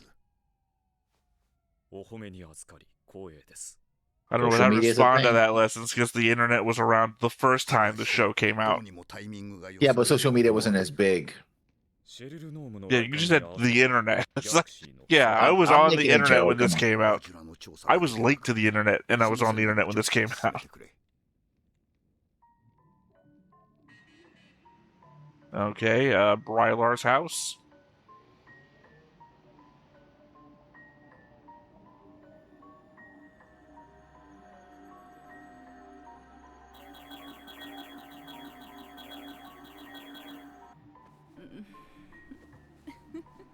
And showing her as more of the villain from the very beginning, right? Because Grace was like, cheat and the pills.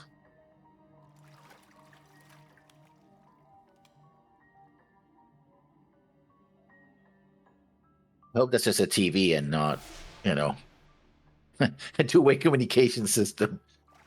Well, that's more Gundam style. That your bedroom has a TV that's also a communication that anyone should watch in on. Yeah.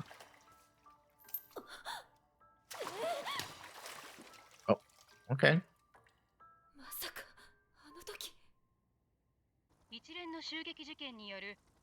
And avoid this area. X-Men are here. Some of them, most of them, will probably be recycled. No, they said funeral service. I guess we're not doing the recycling thing.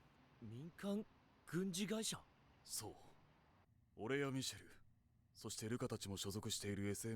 be fair, there's not enough left of Gilliam to recycle. 本来ならば、たとえ非常値とはいえ、最新鋭の VF25 を無断で動かしたとなれば、軍法会議者だ。だけどあの時は。そう。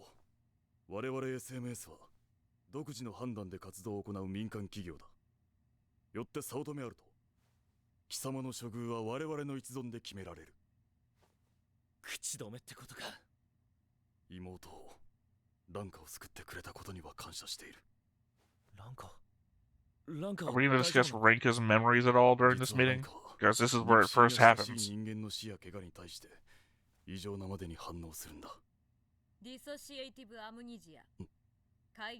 say, sorry, you didn't translate that, so I have no idea what you said. We said in English, no, a Japanese accent. If it's not translated on screen, I have a hard time. So.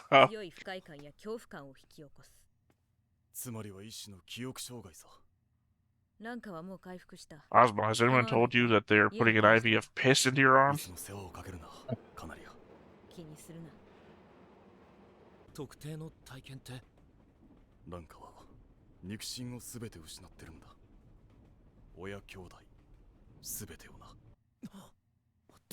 Her dad. Well, parents. I don't know. He's lying. Why? I don't know. Look, I mean, if we were going to have this debate, we'd be having it the whole movie. Just take it that I'm making a joke about my previous theory that I also think is true.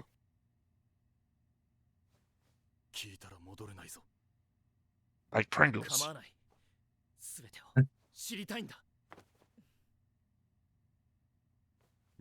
One of these people will not be making it to the end of the film.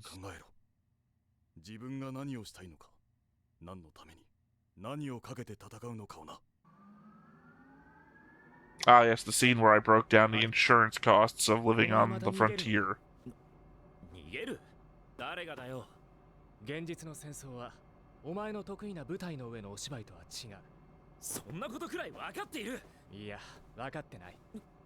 Michael's pointed ears? It's going to become less pointed the more zoomed in you get. Yeah, but it's supposed to be pretty pointed ears. Well, I don't know how they're attracting this. That's up to you to decide. I mean, it's showing that he's half Centrati, so... I know I'm making a joke. You said pretty pointed ears, and I'm saying I don't know how attractive his ears are.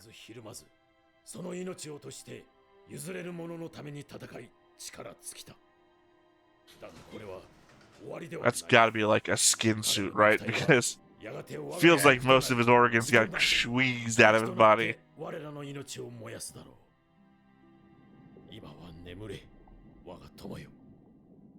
So did he play football right before he went into the jet? What the hell was those blue lines underneath his eyes? He had them. He had them on, I guess, some yeah, tattoo so or something. I don't know. Big football guy, I guess. Big game was today. He was watching it. Rugby, maybe.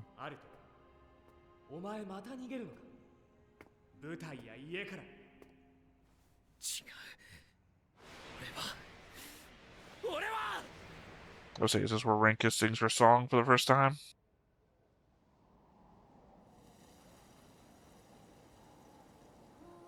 Yep.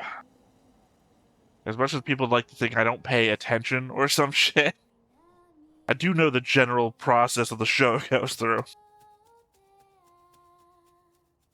I made a fucking board and whole note sections about this thing.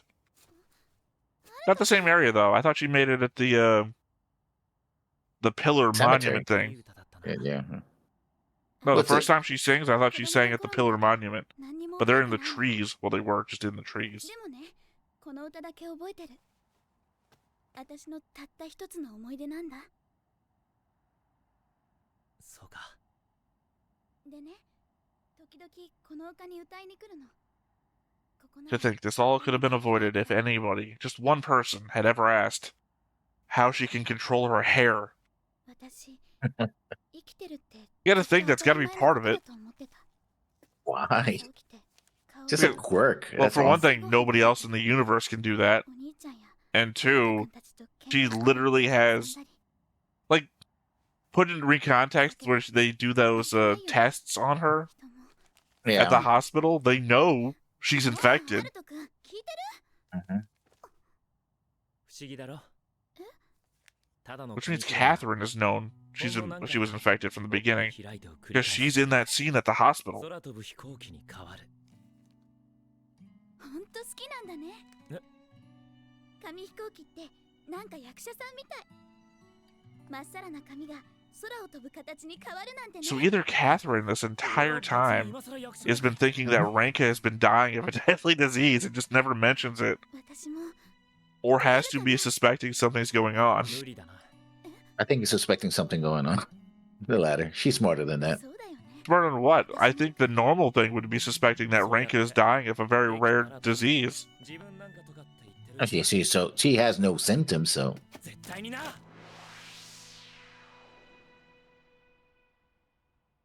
caught on fire and Because I mean, the alternative is that she, like you said, suspects something's going on and never acts on it ever.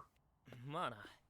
私みんなに伝えたいのだから聞いてくれる私の歌好きにしろよ。 Ah, how bizarre of you. Oh, I want to make a new remix of that song, How Bizarre. But how bizarre. 愛も愛も寝てるせのいなみりや I prefer my version where I, like, researched every word, what it means in different languages. okay. Photo. And it means nothing basically. Nope, it does Well, not. it has a meaning, but not. It in literally that has sense. a meaning to the race that has no language. そうさ。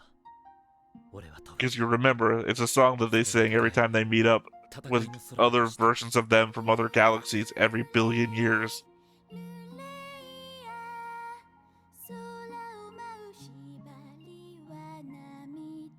So I have It's a to song assume that- that she added words that weren't in the original song. Yeah. Otherwise, the Vajra know what Skylarks are.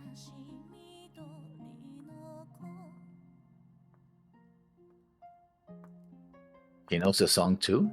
Well, we're doing this instead of doing it at the viewing post where they get attacked Observation later. post, Because we already made the boob joke, which is also happens there in the. Yeah. どうしてこんなところ Yeah, but Cheryl never knew Sorry, the song. the That was- animation looked like her legs weren't moving for a second. She was just like sort of sliding through the grass, like a PlayStation 2 game. 私はお世辞なんか言わないわだけどどうしてあなた愛も歌えるの Yeah. Cheryl never knew Aimo. 愛も。 Well, this is very different. そう愛も It's my middle name. Well, 今いいとこだったのにアローグレイスはあ嘘もう収録の時間そんなの少しくらい遅らせ生わかったすぐに行けばいいんでしょごめん私のショータイムだってじゃ急ぐんで this is a Cheryl that knows more about what she's なんなんだあいつ。 part of than the other Cheryl. It's weird that the name of the movie is False Songstress then, since they're giving her more information. アルトサウト Quarter. 三星学園校中課パイロット養成コース2回生 Second year piloting school. 本日より SMS 隊員として着任いたします。もう一度聞く。宇宙ではいついかなる時でも So he's gonna get punched in the face or no? do No, apparently he didn't. 覚悟はいいな。当然だ。Oh, right, because he wouldn't have joined yet. The punching comes when he's asking about it.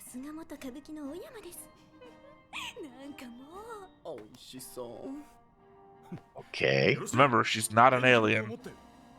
I know.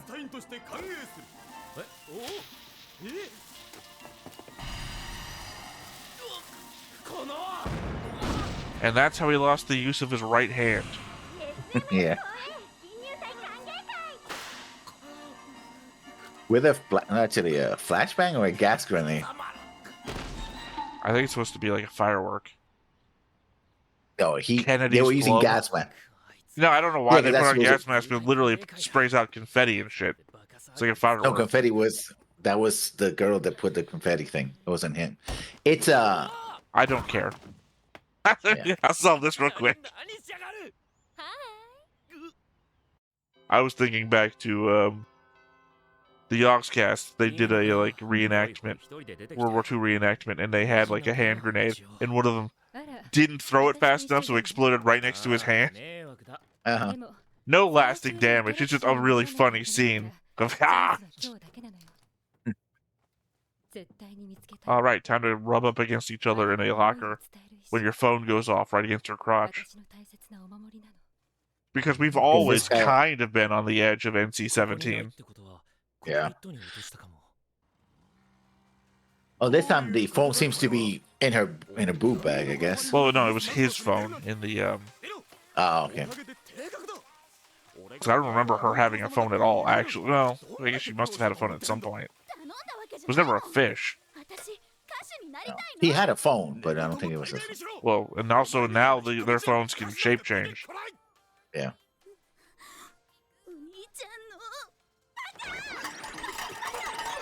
There was a knife in there. What the hell? See the knife go by? And a doll, too, for some reason. Oh, yeah, there was also a hairdryer. I just mean, of the things, though, the knife that was going straight for him Yeah. really would have changed the whole movie.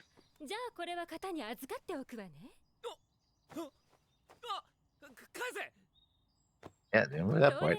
Boot bag again. So I sneak snacks into the movies. 隊長命令だ。絶対にランカを探したぜよ。そんな隊長いきなり言われても。ランカさんどうかしたの？ちょっとな。Also, Catherine is like, she's really like, boom, putting it out there. 終わったことだろう。 Like 3 or 4 years ago. No, 11 years ago.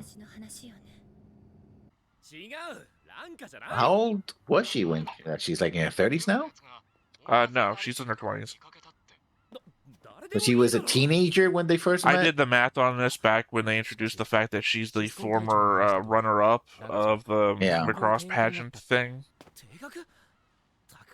The math is back in that episode reaction, so. But I go over the fact that I thought she was in her 30s at one point, but then it's not actually that. It's just happened not too long ago.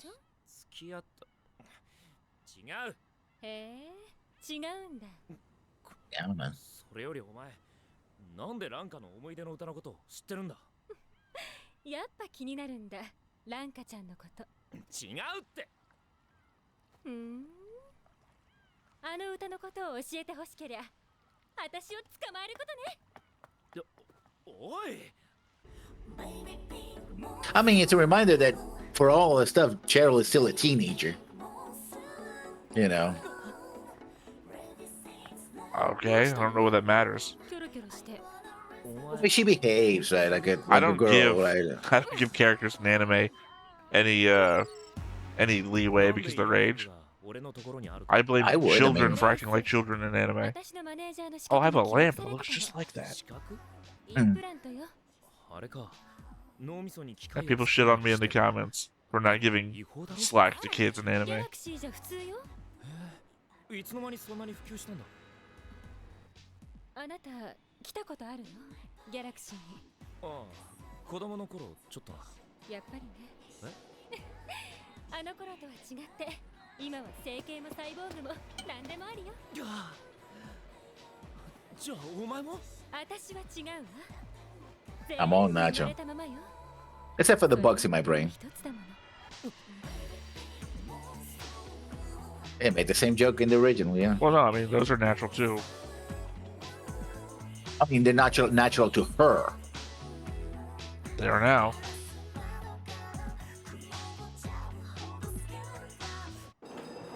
You've seen Titanic. You know how this song goes.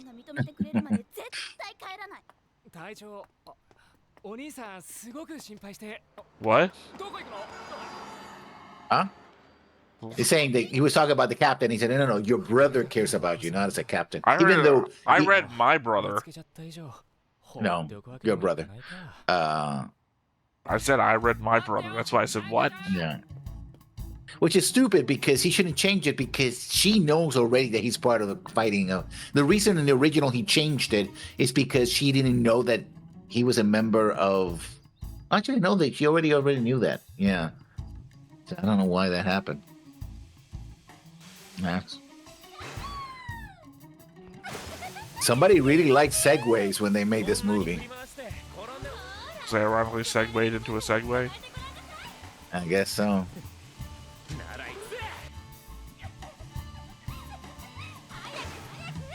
Also, Alto having more fun than he remembers to having last time.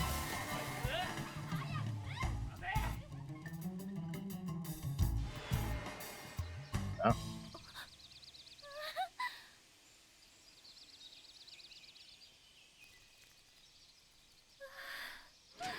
And she trips over something. Well, it'd be hard for her to trip. She's riding a Segway. Oh, the Segway can, skip well, the Segway would trip, not her. Yeah.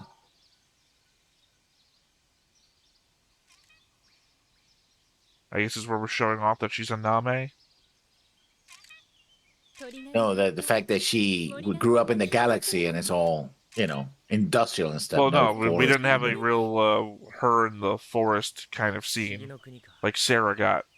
So this kind of she's a Name.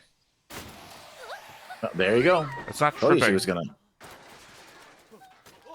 No, that's falling over. That's also not tripping. Those cow hippos. Yeah. Also, that rental is gonna be expensive as hell. Well, they're gonna have to repair that. Assuming that Cheryl doesn't own those. What? That wasn't even anything. Yeah.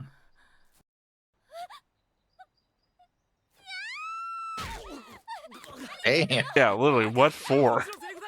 He didn't even touch you.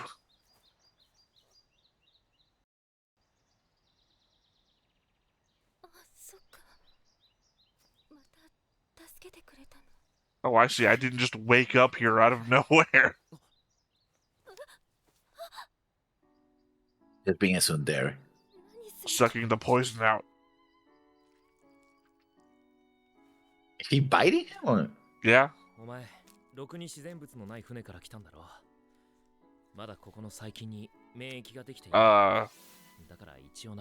Sorry, do we not, give you, some shots before you go into that place? I legit thought he was biting her and, gonna rub some dirt into the wound or something. You've got no immune system. The military? Oh, someone's descended from Kaifun. Well, to be fair, he's actually on a different ship, we know.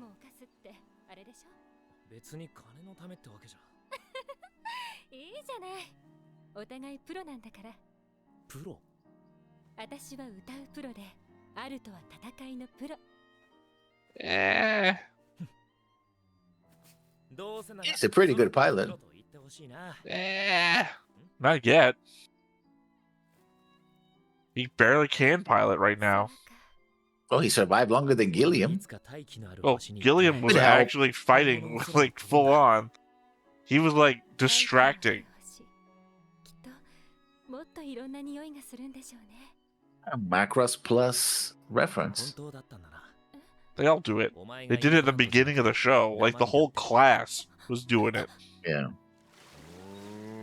Oh, with the nose ring, too, because, gotta make sure you know which hippo cow is yours. Yeah.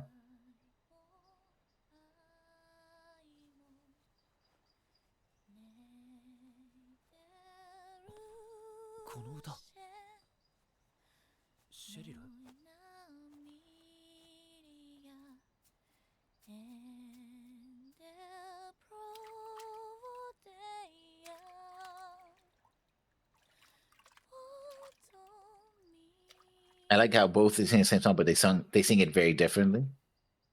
Like Cheryl is doing the more operatic style. Well, the same way that you like how Alakis sings songs, and I like the way that Mirror sings songs.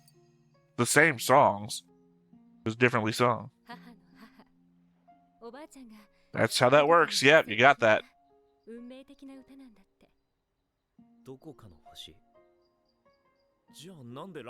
Well, we know how Rankin knows it. How would you remember that Mao part of the know it? team? Mao was part of the same team. Dr. Norman, that was Mao.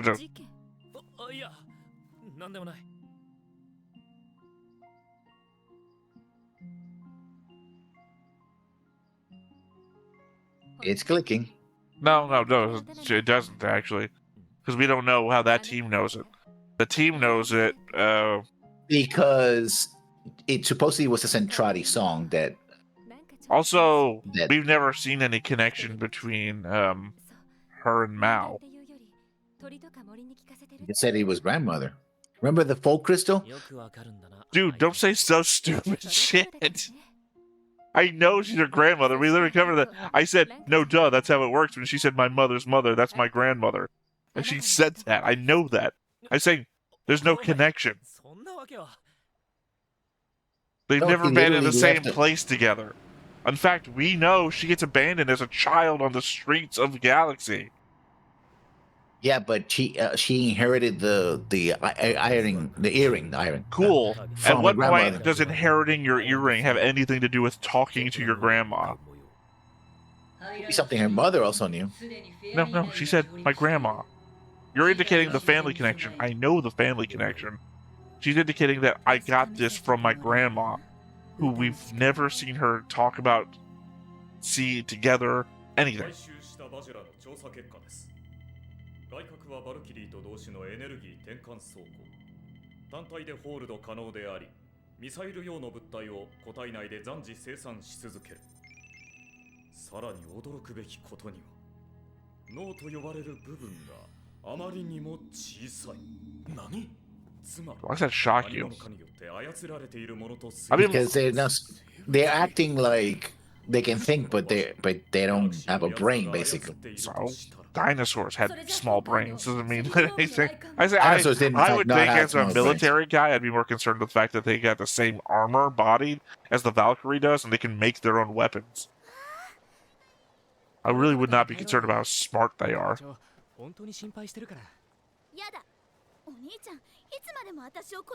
Because you are one.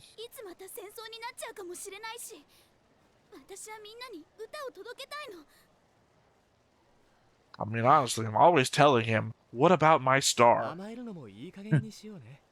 Wait a second. There's a ring to that.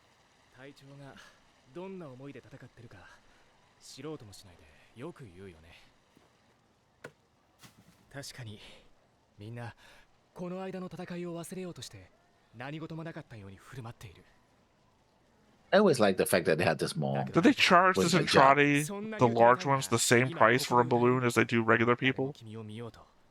Because otherwise you're holding like one tiny little balloon. But because you need, like, she's buying like 7 balloons for the one kid because it's equal to like a regular balloon.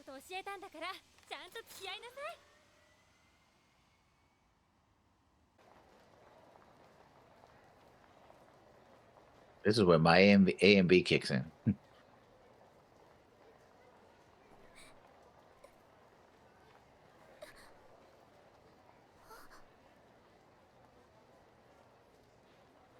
He's not actually here.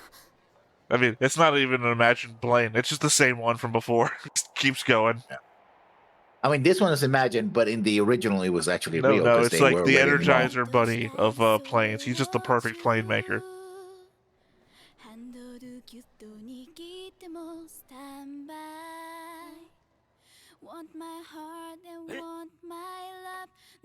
The guy you actually hate. I don't hate him, he's just annoying. Also, the brother that we see like once in the show. Because remember, he runs his business with his brother who we see one time. Not that important, I guess. I think he's just a disappointment to the family, that's all. Not everybody can be a badass who galactic fights warlord. hand to hand with Valkyries, gets thrown into space, walks back into the ship, and then kicks the Valkyrie's ass. How much fake?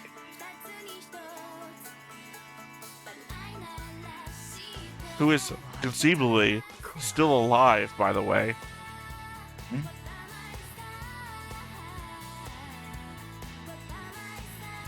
That guy looks familiar. Alexander Anderson. The drummer looks like Alexander Anderson from Hellsing. Yeah. It's interesting how many Centrati take to music. Like in 2012, we saw that the bandmates were all Centrati, full-size Centrati, to Minmay singing. And these, apparently, they probably are Centrati as well. I mean, it's literally an addiction for them. Music's a drug. I'm more surprised that TV hasn't picked up.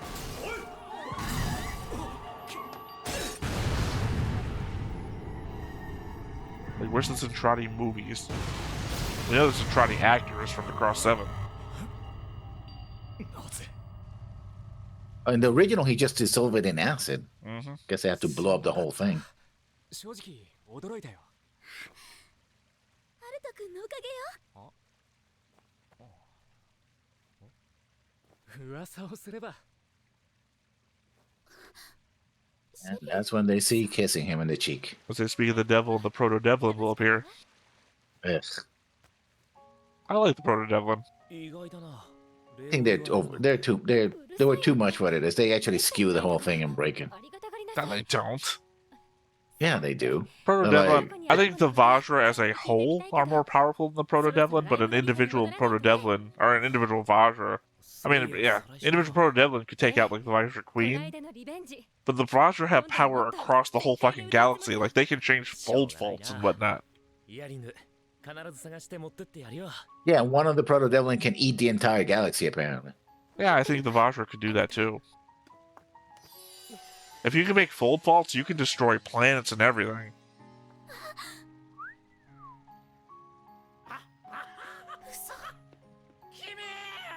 Soft cream? That's not even ice cream, it's soft cream. And soft-serve ice cream. Are you talking about self-serve ice cream? Soft serve. As opposed to... Soft cream. You know. I don't Yeah. actually. Never had it? I don't think so. That's cool. Talk about I think people Soft are cream. shocked by things I say sometimes, like, I don't have a phone. You know, I don't. Soft and creamy. Have you ever heard of soft and creamy? No. Oh. Well, we have it over here, but I mean, it might not be a local thing. I just might not know about it. That looked kind of disgusting, actually. No, that's just the way that looks. Yeah. I mean, it looks disgusting. I agree with you. It's just that's the way that looks. It's supposed to. It's what, soybeans? The way you cook soybeans, they kind of like all mushy and gooey. Oh, yeah, that's her debut. Oops. Yeah, no wonder they need her to. 元気してる ?SMS の訓練大変なんだよね、きっと。私はベクタープロのエルモさんがお兄ちゃんを説得してくれて念願かなって歌手デビュー。まだ小さな場所だけど精一杯歌っています。宇宙が知ってる開拓重機こないだなんか初めてブルドーザーを Okay. I'd say, hey, let's sexualize the schoolgirl, but again, her other job at the restaurant was kind of already doing that too. Not so much like this, though. Yeah, she's even complaining. You saw that, right? Yeah. The text on her boob said underdevelopment, in case you weren't aware how underage this might actually be. Yeah.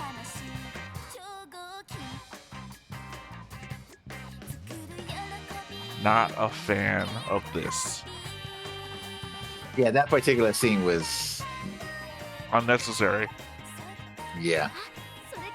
Oh, they sell their own toys. I guess they would. I was literally just complaining about this the other day when I'm watching the OVAs of Magic Knight Rayearth.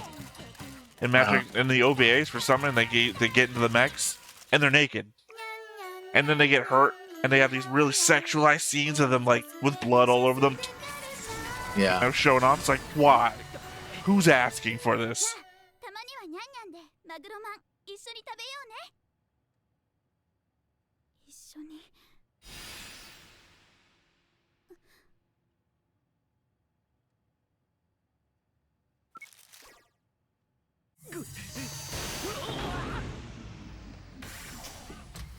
Time to put the thing on and turn it off, so you have to walk around with like weight on your feet. いいのかな、浮気姫。ランカちゃん泣かせたら隊長も俺も黙っちゃいないぜ。Yep, there there you we go. go. Yeah. Said, I know the general order of events, even if they're changing them.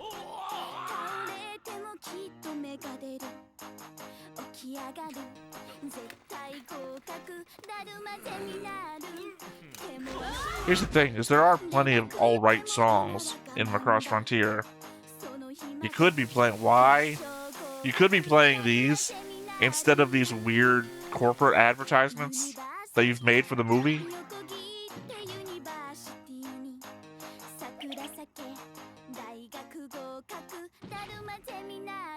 Like, were there people out there that like rallying for, but what other advertisements did she do?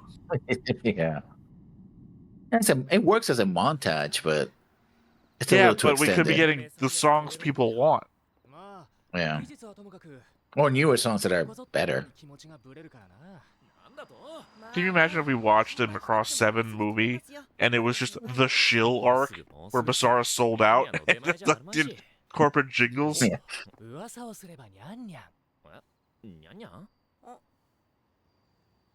Light the light, General Electric. たく、この色男、なんだよ。誤解を解くなら今しかないぞ。会ってないんだろ、あれから。Yeah, please not 3 episodes from the end figure out that you're in a love triangle where the other 2 girls literally sing a song about what's the triangle about.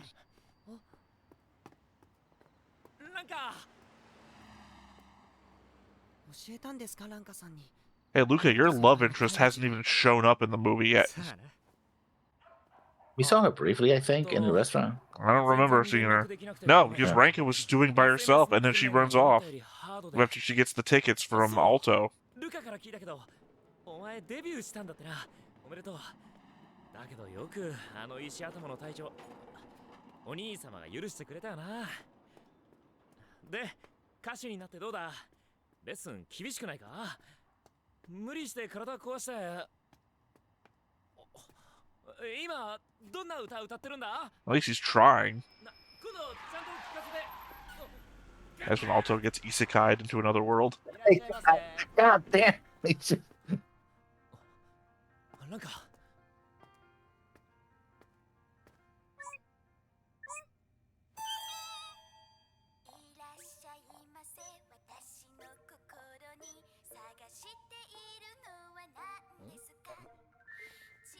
この歌。ありがとう。アルト君のおかげだよ。 I'm 18 now.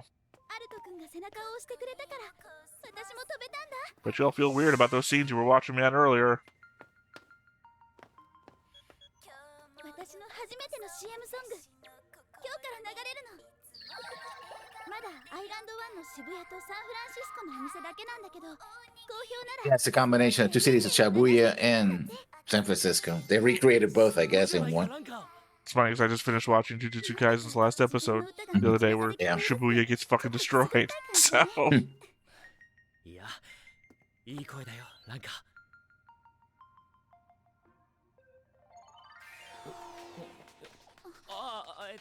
なんか、こないだの。ねえ、アルト君は。アルト君は。 Sorry, I was just reading the magazine titles. Only 2 of them really stood out to me. One was called Second, and the other one was called Bros. Rice-a-roni. San Francisco treat. そう、プロだな。プロ？あ、初めは歌が上手くても気まぐれできついやつだと思った。普段は意外と無邪気で子供っぽいところ Wrong. なんかギャップが激しいっていうか。でもひとたびスポットライトを浴びれば堂々と観客を魅了して、本当プロだ。 That's my favorite dance move of all time. だけどアルト君だってそうだったんでしょ。早乙女一座の天才子役。 The wild karate chop. 俺は違うさ。子供の頃からずっと芸を仕込まれて、確かに小さい頃は In fact, I was just acting like a kid. That's how good I was. 面白かったけど、だんだん親に勝手に決められた道を行くのが嫌。 Yeah, the abusive parent. That was like, she said parents. And we know that one of them died pretty quick. こんなに近くにいるのにすごく遠い。 Haven't even flashed to the brother, or whatever he was, actually.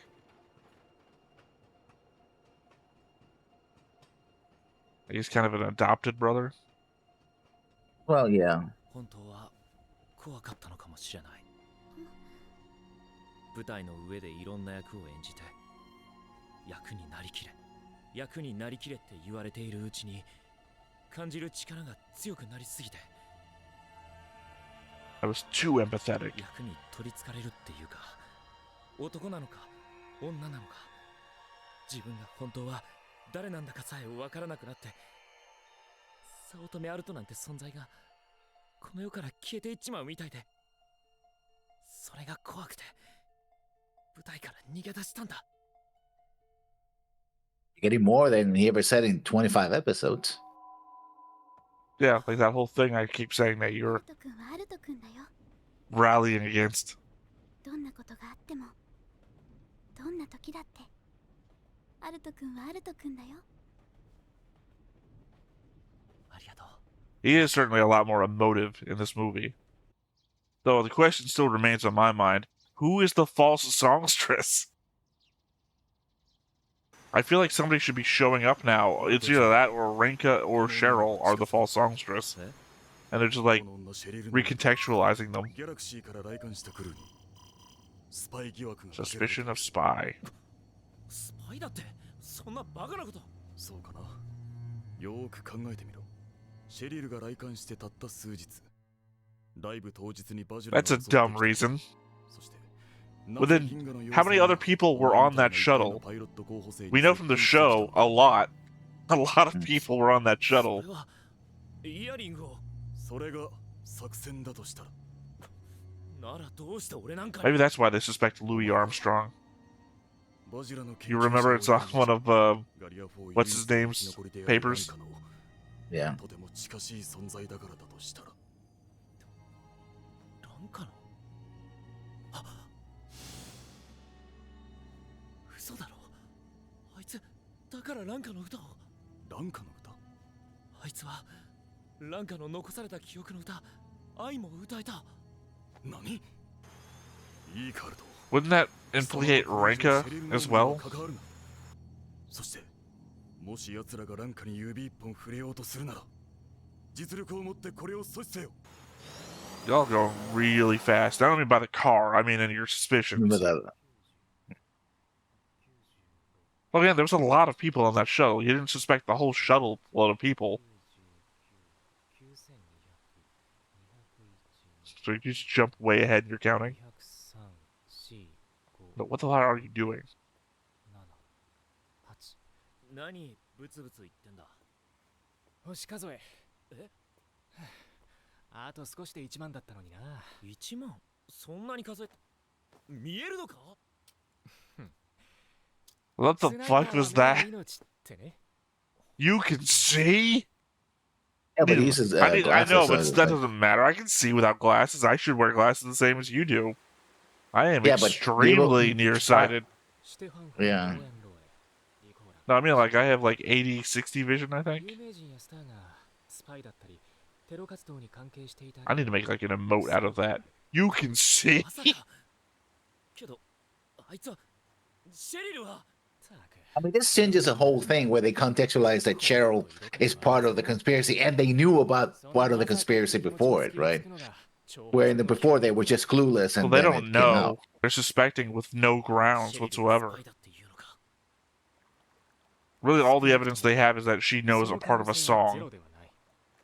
So the singer idol knows part of a Well, song. remember, they probably know that she has implants, and those are illegal in here. No, they're talking about Cheryl. Cheryl doesn't have Yeah. implants. But they also mentioned the two of them, Briera and No, also spies. they're doing Cheryl and Grace. That was what's on the screen. They didn't have And Brad Brera was there wasn't as well. on the screen. No, Yeah, it's he just the was. two of them. Look, the thing is, we don't trust one another. When one of us says something, it's true. So I know there's no way I'm possibly going to change your mind.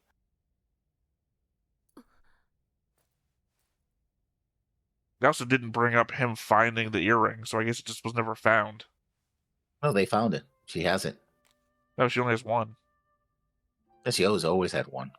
No, she had two at the concert. She lost the other one. There was a whole scene about it. But unlike in the show, Alto never finds it. Why does she have pictures of Ranka and... Yeah, see? It's not her. It's not her with Mao. It's Ranka and Mao. But why does she have pictures of Ranka and Mao? I don't know. That's... I understood the value of the question. I was just indicating back to a previous conversation point that we had. And also, again, she had the whole thing with Alto that she had lost an earring, but unlike in the show... Aye. There she is. Okay, Alpha 9.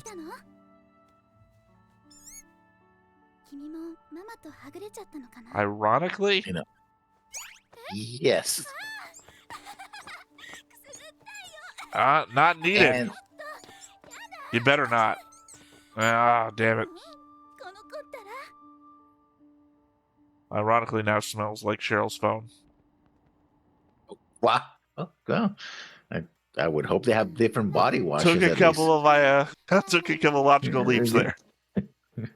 I've been thinking about how I could make a joke about this phone, so.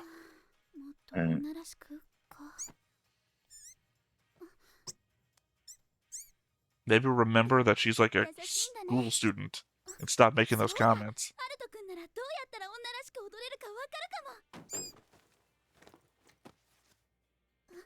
I feel like this movie was made for like one specific type of person. Who would that be? Perverts. Oh, well, yeah.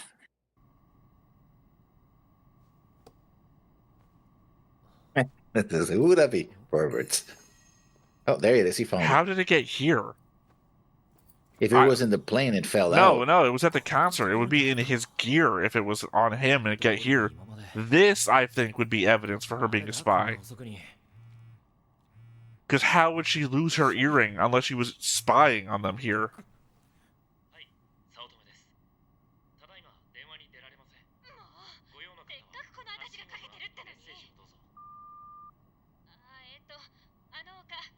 You know, the place where we shot JFK.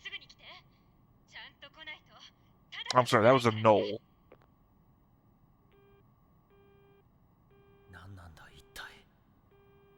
Now he's the one who doesn't answer her calls instead of Ranka's.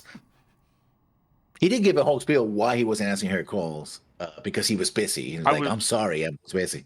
I was joking about it, but there's no reason her earring should be there.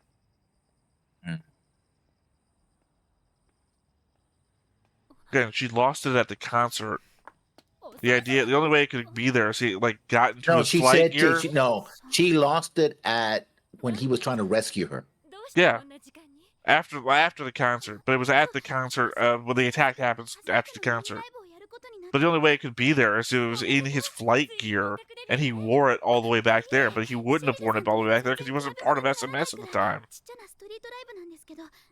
Like I said, it's evidence for her being a spy, sneaking around there and losing an earring there. But that doesn't make sense because that's not the order of events either.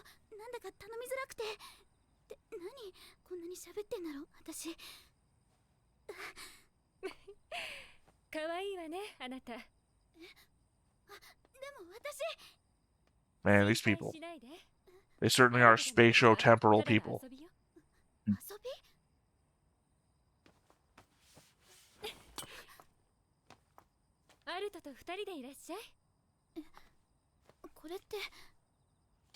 do you have to type in Frontier on your tickets when the entire location that you're at is Frontier?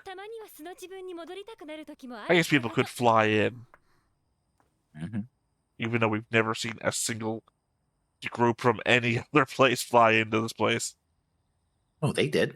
Yeah, other than them. In 25 episodes, that's it. Nobody comes to Frontier.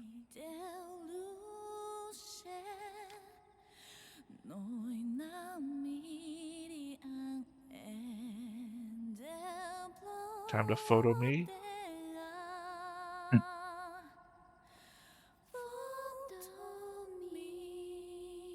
Attention hogs, always asking for photo me. So I think the weird thing is that they both have the normal language part to the song. Oh, there you go. There goes their belly. Which happened the first time in the original at the concert.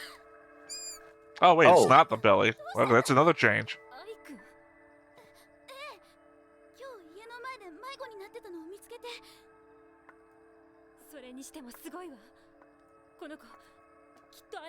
Unless it's both. Could be Ai and her belly.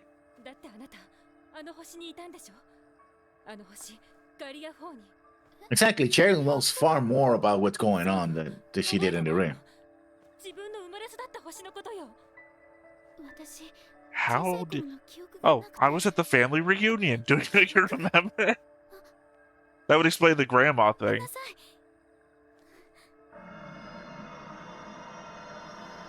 Rank is freaking out. I feels that. Did you just throw Ai at her? No, I jumped. Right, but her hand was on Ai, and it just looks like, Yeah.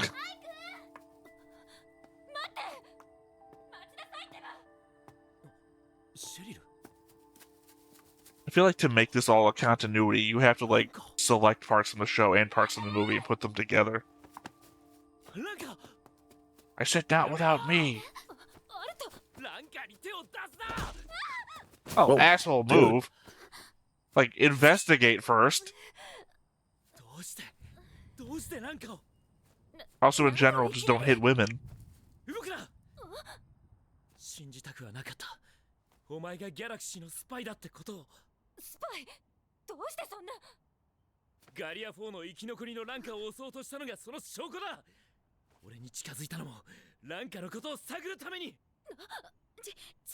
アルト君。シェリルさんは逃げ出したアイ君を捕まえようとして。 Yeah, so Alto goes from obtuse and ignorant in the show to just a real jerk ass in the movie. I mean, trying to protect Franklin. He jumped to conclusions and hit a woman. Defend that all you want, Lessons. The floor is yours.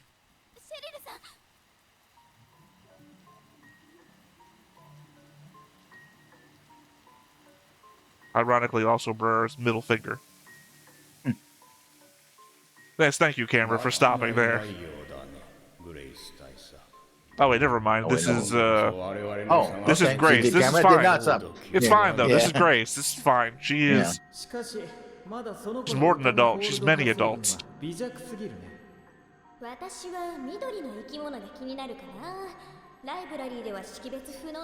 Also, they name her Colonel, so she has a rank. Yeah, well, yeah, she's part of the galaxy. I'm just thinking, ironically, the super sexualized version of Macross Frontier is also available on Disney. Just think about that out loud. Watch this on Disney Plus. 私が育てたフェアリーナイン、シェリルノムは喜びだけでなく、怒りも悲しみも力に変えて歌える逸材です。 She's good for the Xeon people. 明日はきっと彼女 Take that sorrow, turn it into anger. 眠れる力を目覚めさせることでしょう。 Frontier thirsts for the strength of its people. なんだか君たちの周りをいろいろと嗅 They're ぎ called 回っている連 perverts. 中がいるみたいだけど、平気なのかい？その時はこの子に働いてもらうわ。思う存分にね。了解。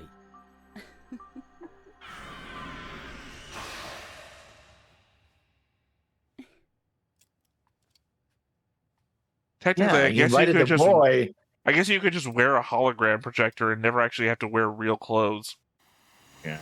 Just walk around naked with a projection of clothes on top of you. Yeah, and invite the boy to see you naked there as well. No, I mean, he's completely subservient to you, though, so... True. Which makes it better somehow? I think it does. The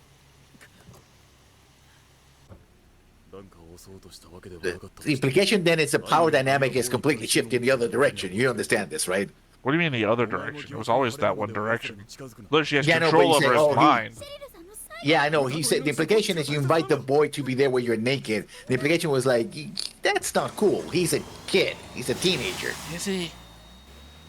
I mean, technically, he could probably consider him like 3 years old at this point.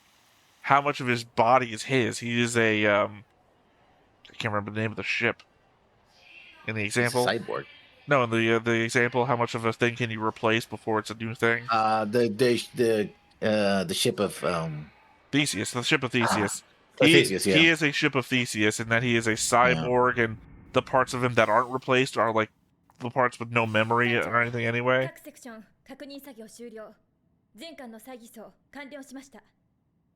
And at least in this situation, it seems like she's not doing anything with him, so it'd be different. It'd be different if they were going that route. Is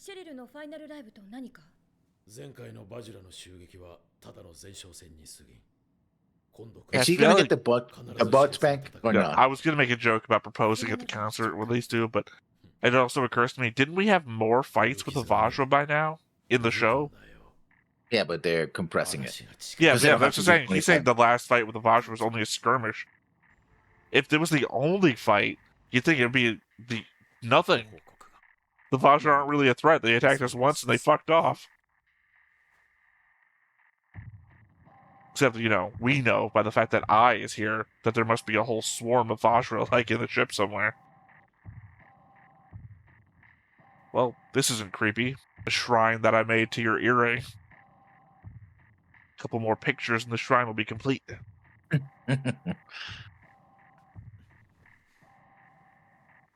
Conversely, you can't talk out loud around the earring or she'll hear you.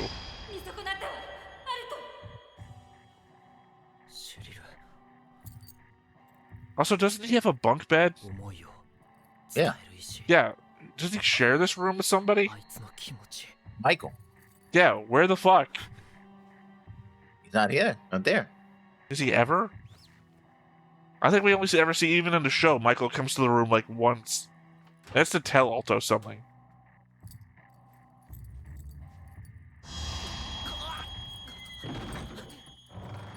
Is he trying to embody Cheryl? Is that what he's trying to do as an actor? Not for nothing. It does look good on him. Well, remember, the whole point of him having a identity crisis was what he was going through before. So I think he's having a panic attack about not understanding what he's going through.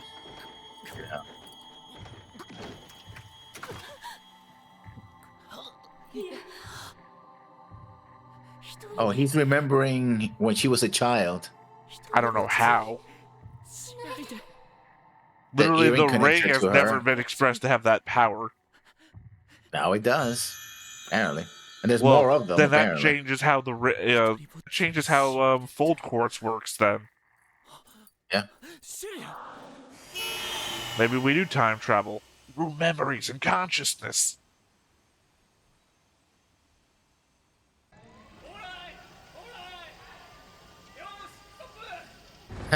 I like the gratuitous English. Like, just we're gonna throw that. A guy's gonna curse in English. Some other guy's like, oh, right, whatever. We're gonna just switch to Japanese.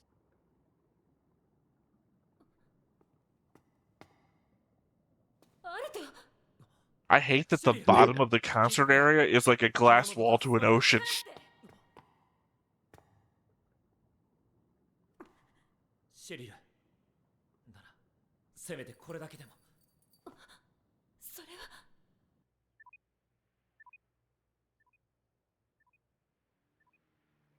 Well, he never gave him the ticket, so they're not going together. Well, I mean, it's not even now. Like, they're still prepping the arena for the concert.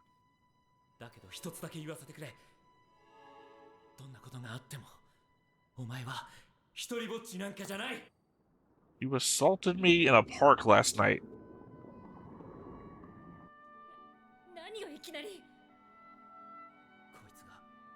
このイヤリングが教えてくれたのかもしれない。お前の心の奥底の気持ちを。This isn't working. Why not? Because they explained how fold courts worked in the show. And this is just, we're not even talking about it. By the way, I put on the earring. I saw your history. Think of it as more like, do you remember Love 2, the original SDF one, rather than just being a recompilation. Okay, they didn't do anything stupid like that in Do You Remember Love either.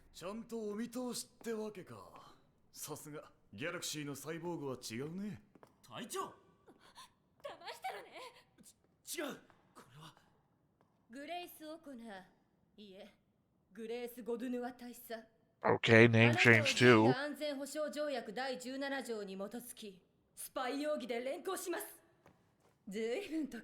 mean, also, you know, you can shoot Grace and she's gonna be fine. Bullets literally bounce off of her. Also, maybe don't shoot the person that bullets bounce off of next to the wall separating you from the ocean. 私たちの母艦ギャラクシー船団がバジュラの総攻撃を受けたと連絡が入ったわ。ギャラクシーが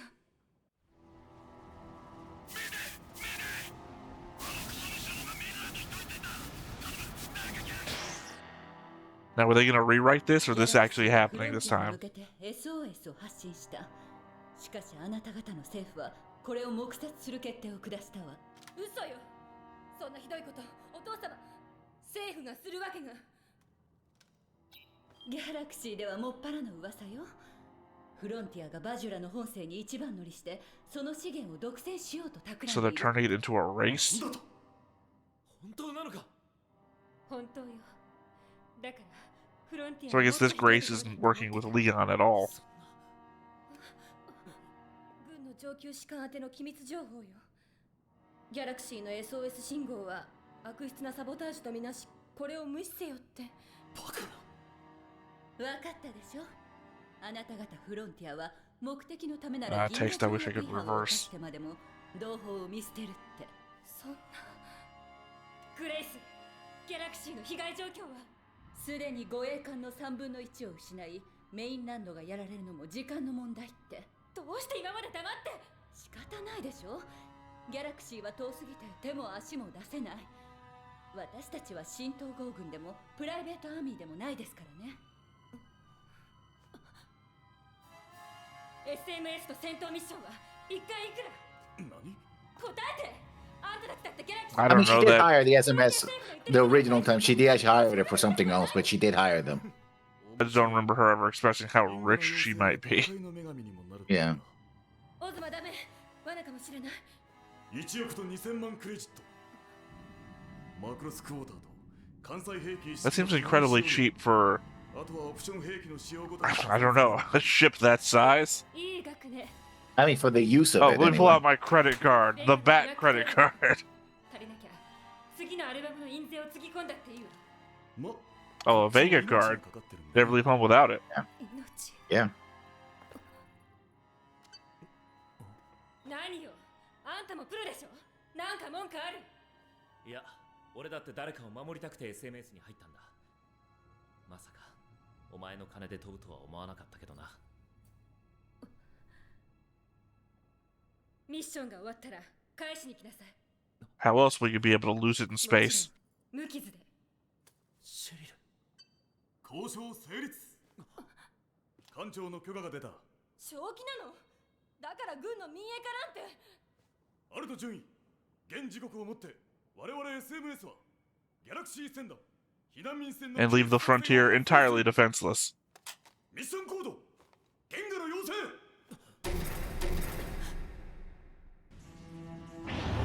Thank God Ozma's phone is hooked up into the light system. 船体各部異常なし。デフォールト成功です。本艦前方02にギャラクシー難民船団の反応を確認。望遠画像を出します。ひどい。敵バジュラ側には巡洋艦クラスの戦闘艦も存在する模様。モニカ君、敵部隊の空間配置を確認。了解。ラムは通信回線を開いて。 I don't think you should probably have somebody on the bridge named Ram. Things could go poorly for you. 了解しました。キャシー君。はい。我々 SMS の戦法は軍と違って少々ワイルドだ。覚悟はいいかね。望むところです。Actually, they threw you off the first time in the show.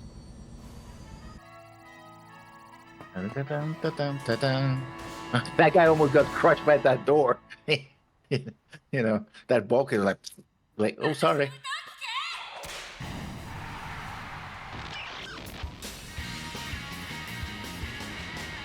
I'm sorry, is Firebomber here? No, that's our song. No, I'm joking. It's a guitar. Got a lot of that in the pop solos. There's no catapult for you then. Oh, they would have needed. Well, they're in space. Yeah.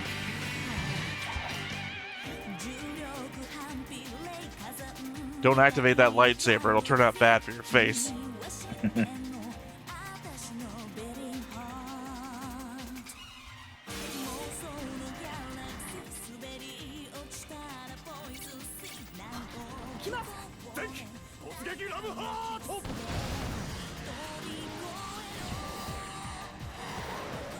Yeah, his formation calls are songs from Firebomber. Song titles. I mean, not once in the movie have we heard My Boyfriend is a Pilot. I think we had a brief... No, we did hear it when they were showing Ranka doing the audition for the Macross concert, for the Macross... No, she was singing a song that they did earlier in the movie as well. Hands on the Handlebars. I don't know what song that is, but it's not My Boyfriend's a Pilot. Because that's the song that she sang at the audition too. Like a reprise of it.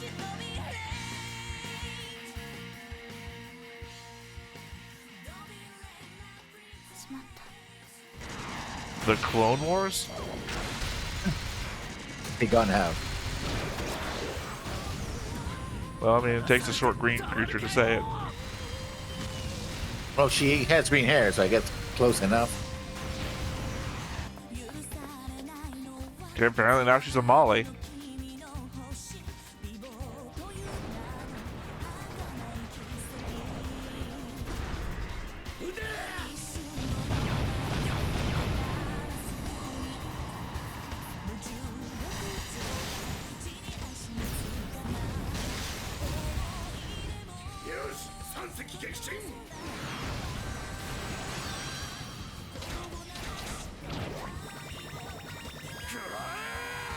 Get Kira.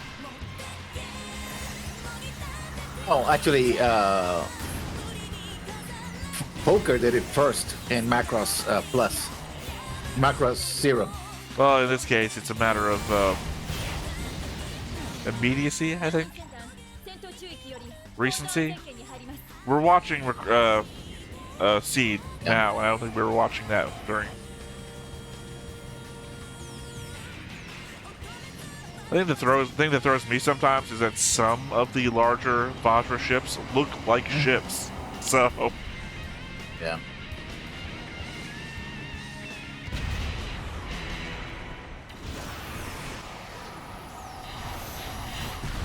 Bye-bye, escort fleet.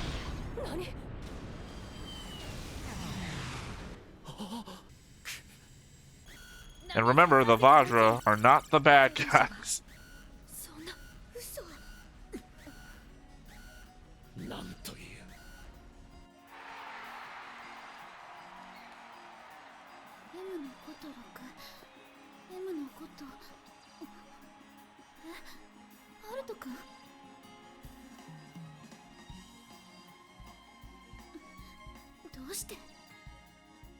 Yes, he's fighting.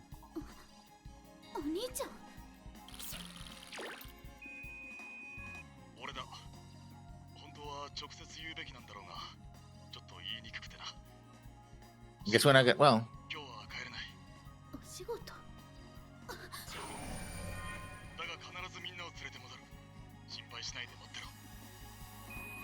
Oh, he just told her to worry, basically. And don't worry.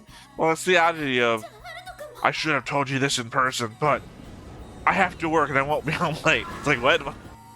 without the additive of I'm also a fighter pilot. Oh, but you already knew that. I know, so. but it's like the message doesn't say anything.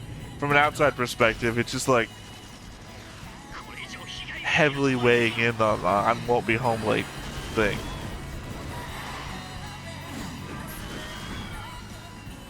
Conceivably, this should be where Luca gets swallowed. I don't even know if we've shown Luca in a cockpit before.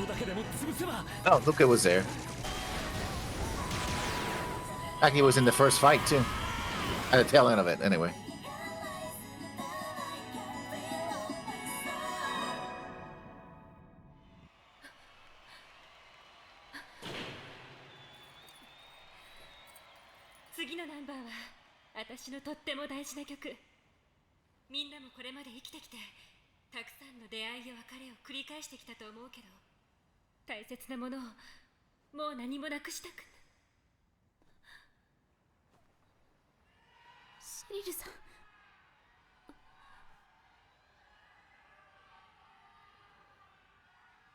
I would have thought this is the one that was dedicated to the galaxy.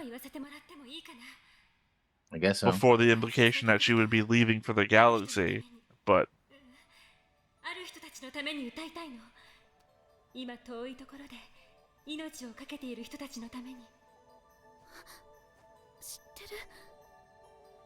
he hired them, so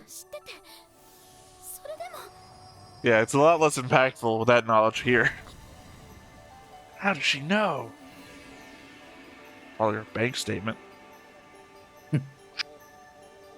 The bank calls. I would like to call you about this very large item we found in your credit card statement. You sure your card was not stolen? Your car's being used in ways unusual to you. Can you confirm this 120 million credit purchase that you've made?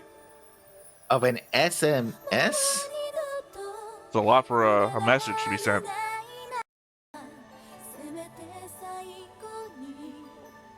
I mean, this is the long, long goodbye, which I think is the weird part is that when I fell in love with God is the weirdest part of that song. Well, I mean, it'd be translated God, but it could be Kami, so I fell in love with a spirit or something. I don't think so. I don't think the context changes that much for the proper noun of the sentence. Also, it's capital G. Yeah, no, but the Japanese is Kami. And in Kami, it's like a spirit, like something divine, not necessarily Here's God the thing: itself. is I didn't hear the word that they're using when they say God. Because what word do they use when they refer to the Christian God? Like, if they're referring to Yahweh, do they use Kami or do they use the word God? Depends, but usually Kami is the common translation to it. I'm just saying, I don't hear the Japanese when I'm reading. I don't know. It's weird. Because typically when you fall in love with God, it's just like Christian rock. I love Jesus. I think this guy's in love with Jesus.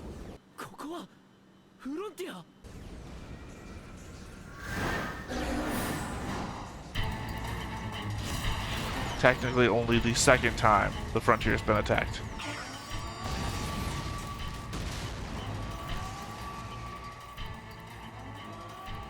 I love a good klaxon noise. Oh, that's guaranteed. やはり来たわね。あの子たちのフォールドソングに導かれて。どうします？このまま中止します。 Nah, I think we keep going. What are you talking about, guy? We should be asking everybody to calmly evacuate.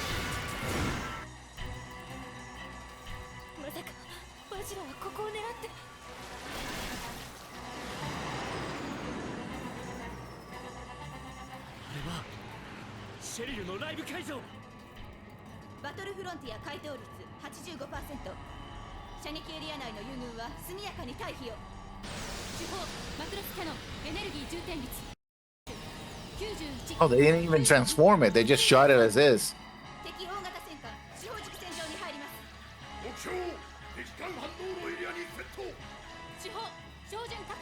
Enemies are reactors.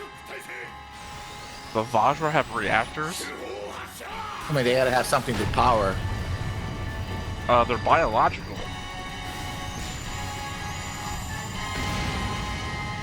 I mean, unless this is like the ship thing. Do you remember, the Global was being technically flown by the Vajra? なんだとバカな。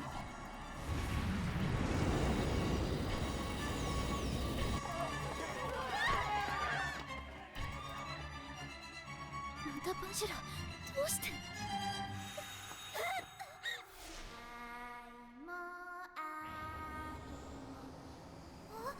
バジラが逃げるのよ、ランカ。バジラはあなたを狙ってくるのかもしれ Why ない。 did I ever teach you this song? 私は？ Honestly, it couldn't be like the first time she's singing it, because she's singing it with confidence and in key. So it didn't ever come before. Eventually they heard it, I guess. I mean, it's not gonna be automatic. You say? Wow, Frog's gonna have some words with you. Although, to be fair, not all of those people were dead. They were just, like, moving around. Oh, you're done. So how long is your cape?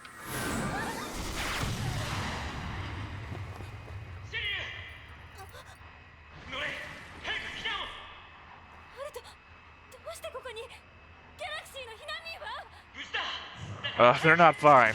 We saw them blow up. Well, some of them did. Everybody. No, only three ships got destroyed. No, there was like 4 beams that went through all of the ships that were about to fold. Yeah, but they said 3 ships were destroyed. Fuck it, they're all dead. Right now, I'm trying to think about who has the worst concert survivability rate. Firebomber or Cheryl Name?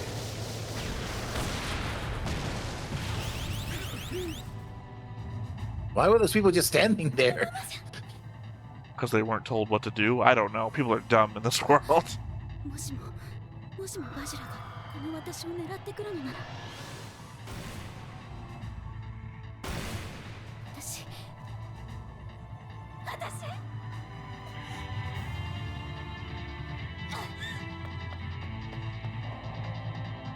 Yeah, what do you do? Make them focus on her, I guess. Well, She wants to sacrifice herself. This isn't like before where Barrera could take her away. Yeah. So where are you gonna go? まさかあの子バジラを自分に引きつけようとしてあるとランカちゃんは自分がおとりになるつもりよ。おとり？行って早く。くそ。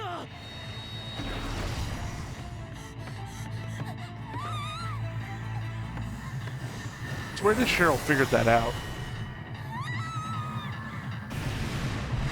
Because otherwise, from the outside, you'd think she was just being attacked by the Vajra.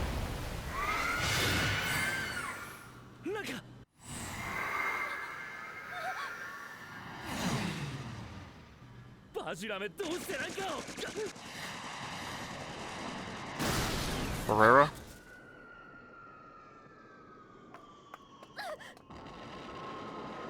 I don't know why I keep forgetting the Vajra have Vulcans for some reason.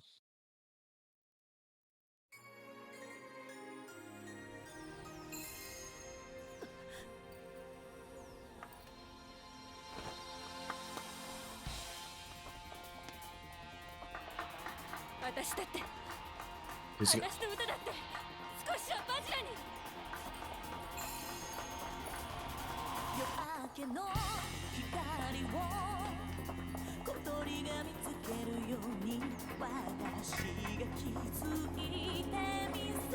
CGI is pretty on point, I guess.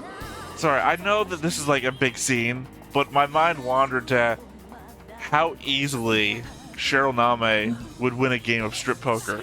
Because she wears so many layers of like individual things. You'd be like, oh, that's my left sock, and she'd be like, well, that's my left arm piece. I'm gonna keep going.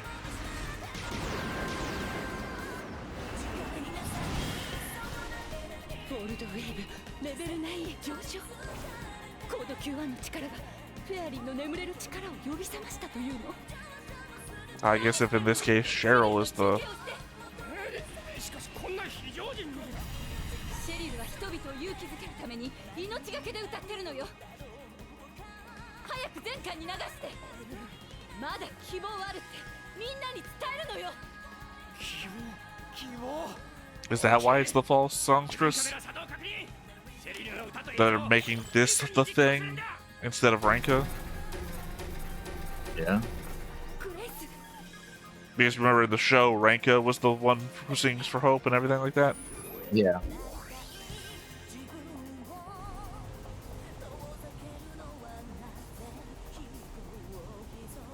Is this supposed to be a boat? Yeah. Sail ship, but also with an industrial. Well, I thought that at first, but then they're doing the sails on the sides and all around it, so it's like that's not even sails anymore.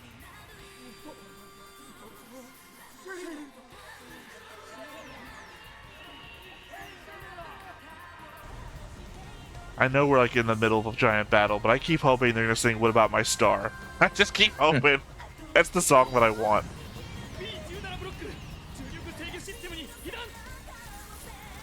Oh, problems that we solved back at SDF Macross. Oh, they got damaged, yo.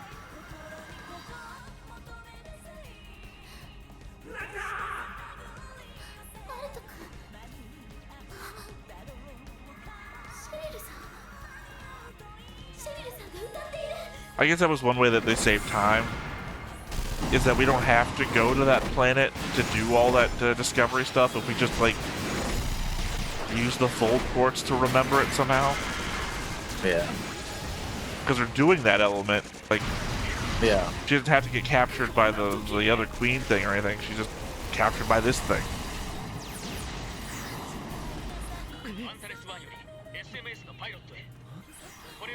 This is a bearer of the Galaxy whatever patrol.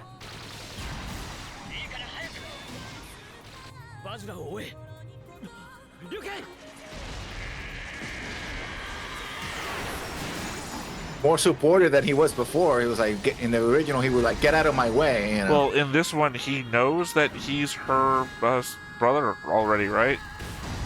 I don't know. I think that was indicated before with the whole suit thing.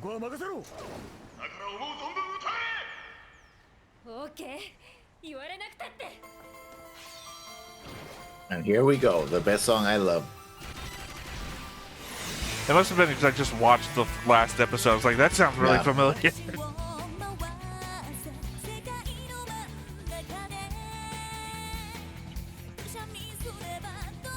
This is the best part of the movie for me, because this battle sequence was pretty cool.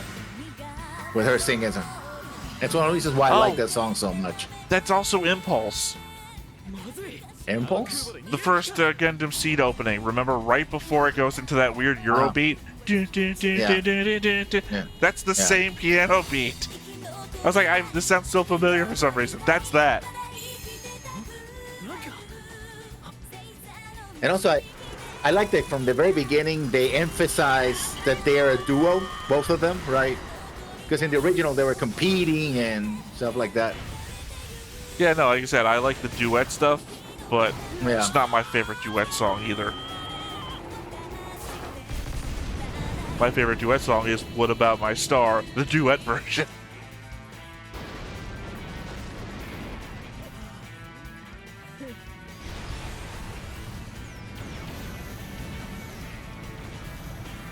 I guess in this version, the Vaj will just never adapt to any of the weaponry.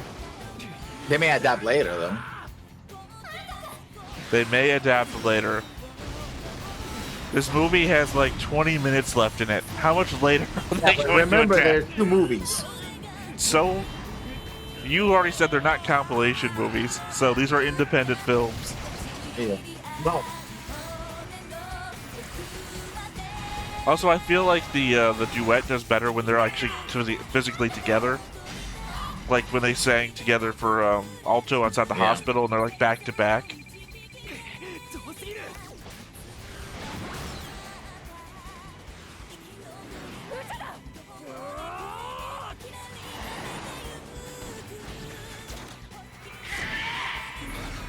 Also, legit, like, no moments of Clan and Michael together.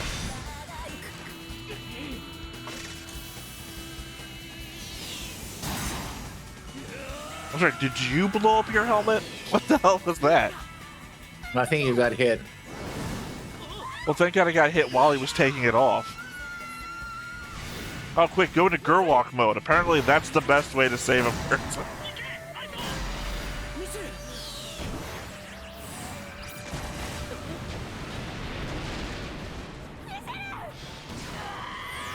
It's fine, you've literally never expressed any desire to be with him.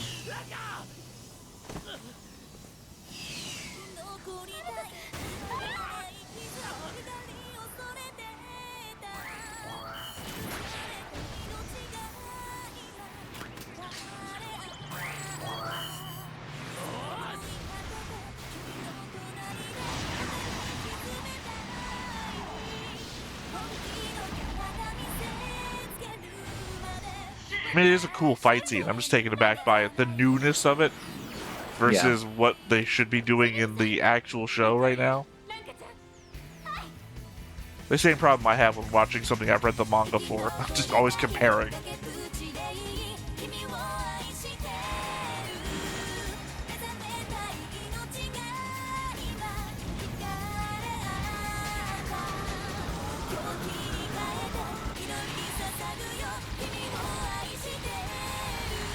I feel like these two can never just have a concert. Something always happens. Again, it's like Firebomber. Every Firebomber concert, they just got attacked. What'd I say? Back to back. They're always better back to back.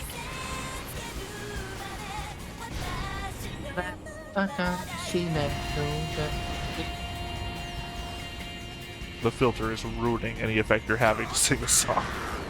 I'm sorry, it's just...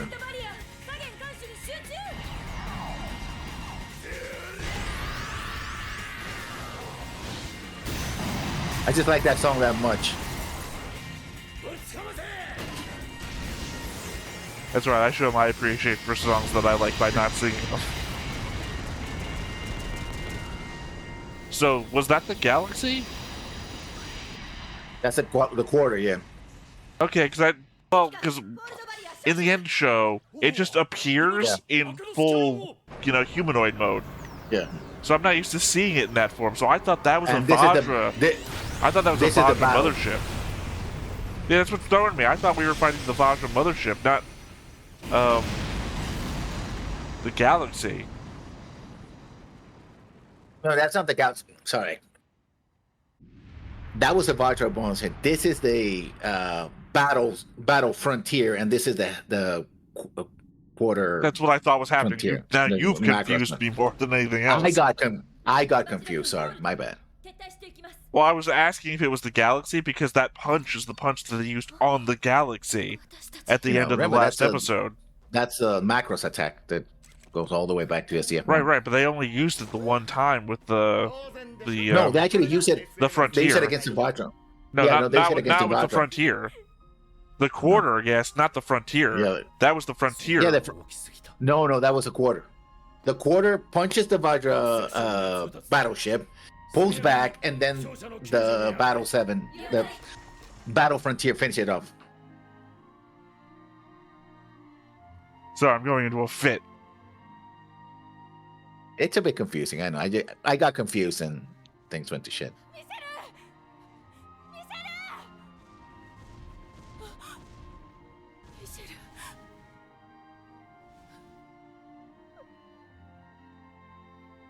Well, it's a shame this is the first time you're expressing this. Oh, never mind. He's alive. Michael lived.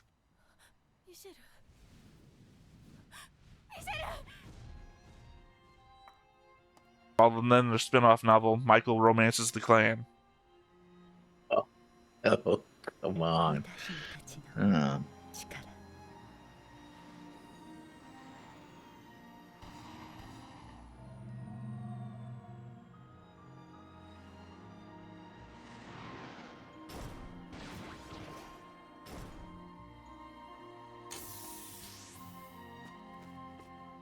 SMS スカル小隊所属アルト早乙女順よりアンタレス1へ機関の援護に感謝する。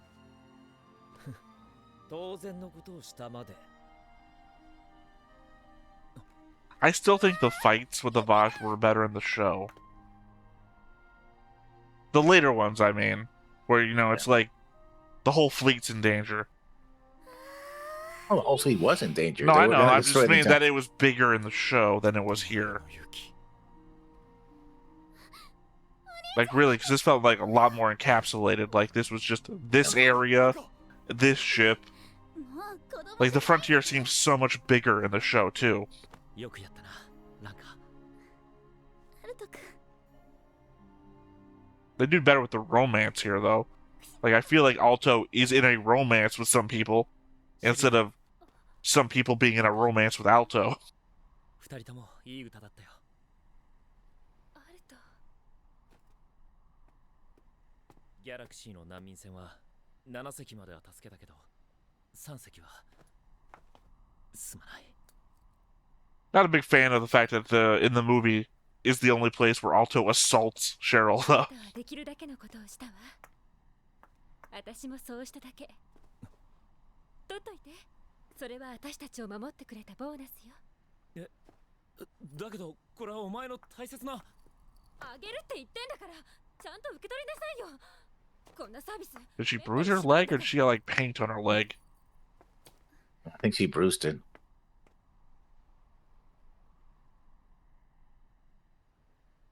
ありがとう、アルト、ランカちゃん。私は一人ぼっちじゃないって分かったから。 Again, you've got pictures of your family.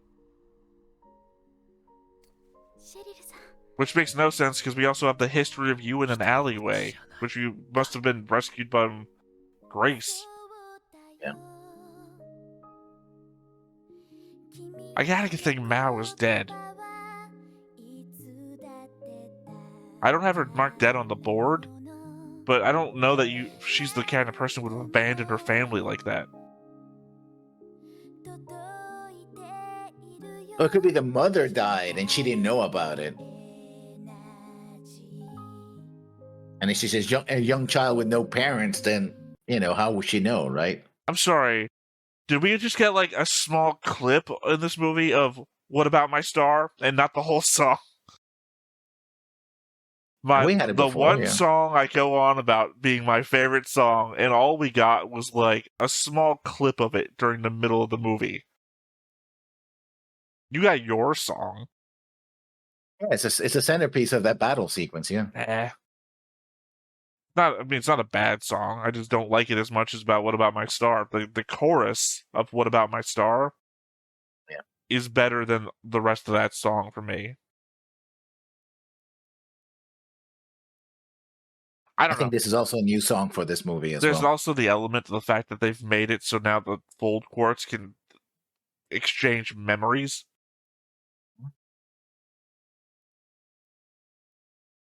Like, sorry, it's the same thing when it comes to spiritua energy for me, is that I have to think about what the world does with that.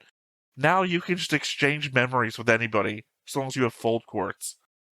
And we're actively collecting the stuff, we know, because Leon is up to it. Yeah, so it could be a substitute for the whole we have to force people to get cybernetic implants to control them, right? See, I hate that too. Well, here's the thing. I know you disagree with me on the whole Grace is right thing, but that's the transhumanist evolution. That's the creation of the new sphere, the collective unconsciousness of humankind and a new technological future. That makes sense to me. I agree with that. Sharing memories is so... Sorry, the only word coming to me is hokey, but it's like New Age, right? If we all have the same same memories, we know what the other person's feeling, so we don't have to... We know what they feel like when I do this, and that happens to this, and therefore, you know, it's less traditional sci-fi. I mean, but think about who you are as a person and who you are. Are you not a collection of your memories? Who do you think of yourself? Well, you're not, your though. language. You know you're not a collection of your own memories because you can exist without your memories. People can suffer amnesia. People can suffer selective memory loss. They're still a person. They might they're not a person, but act they're not the same person. Like you can act differently and still be you.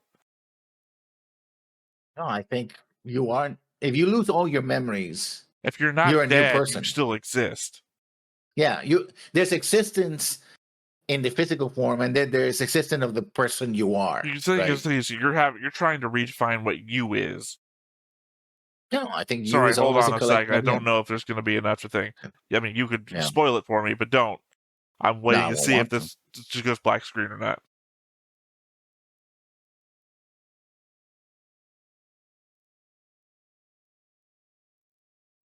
Okay. There's a preview. That's what I just said. Okay. Oh, no, I think this is a preview of...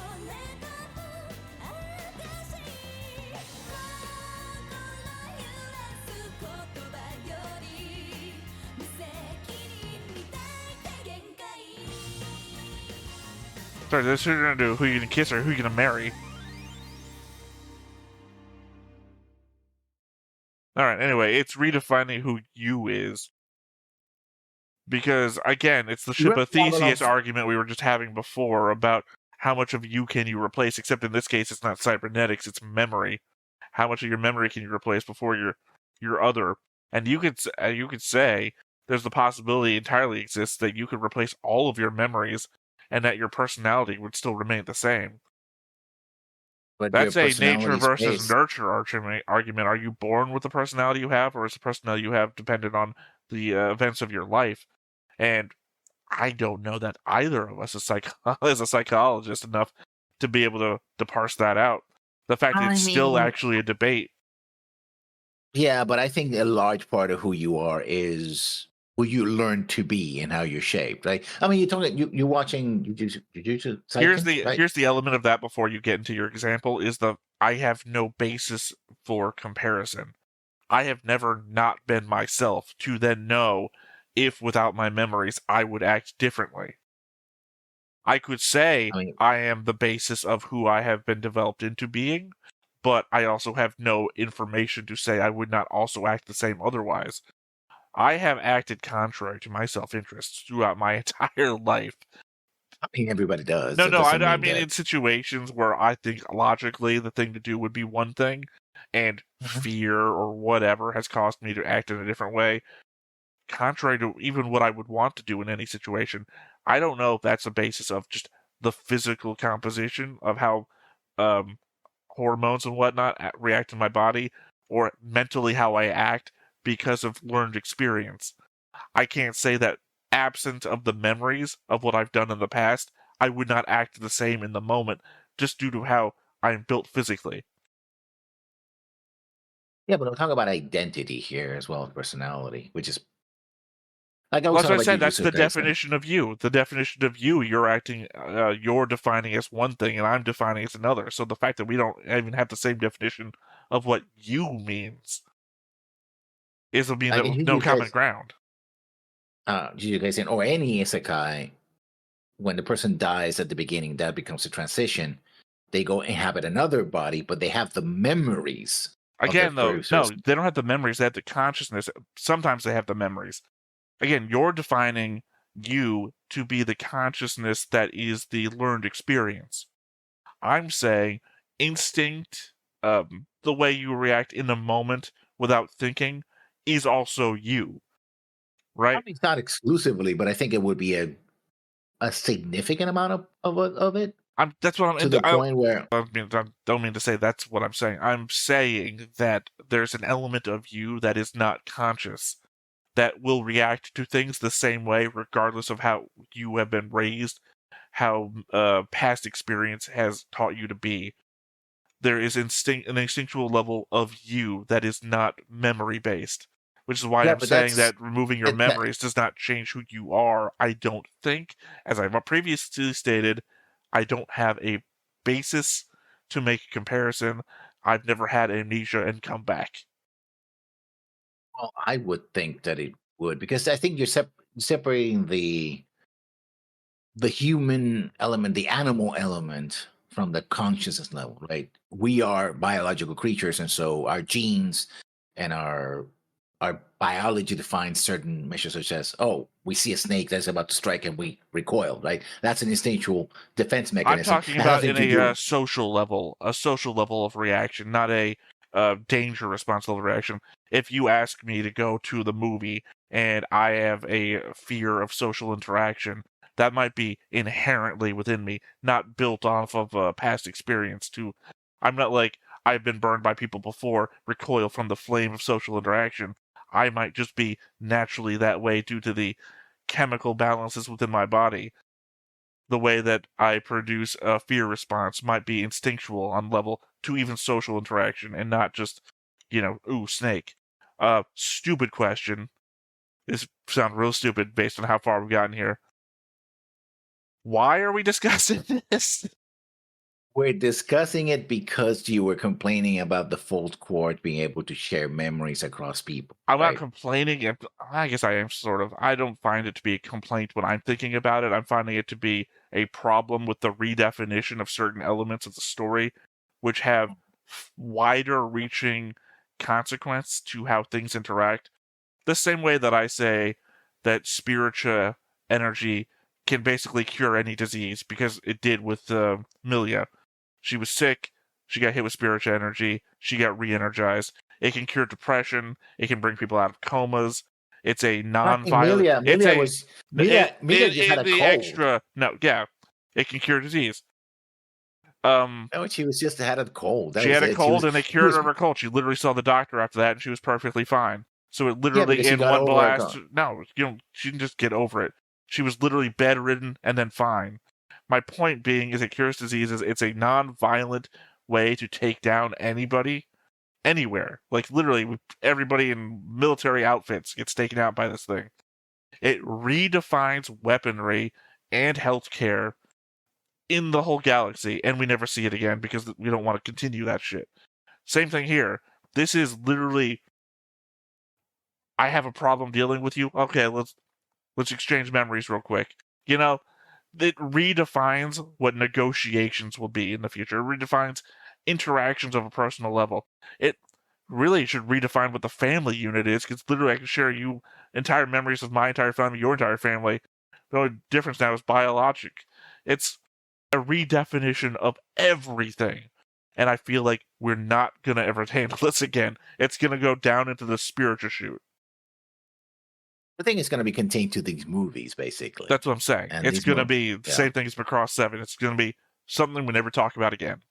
We're going to go back to normal tech, and we're never going to wonder about...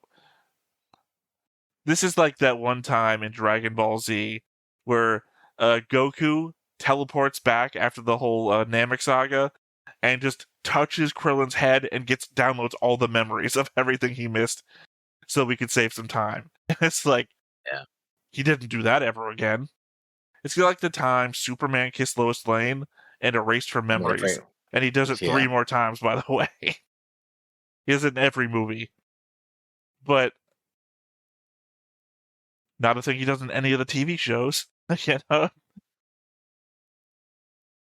I'm upset by it because it's so different, right? If it happened in the TV show, it's something I would have talked about for the TV show for a while.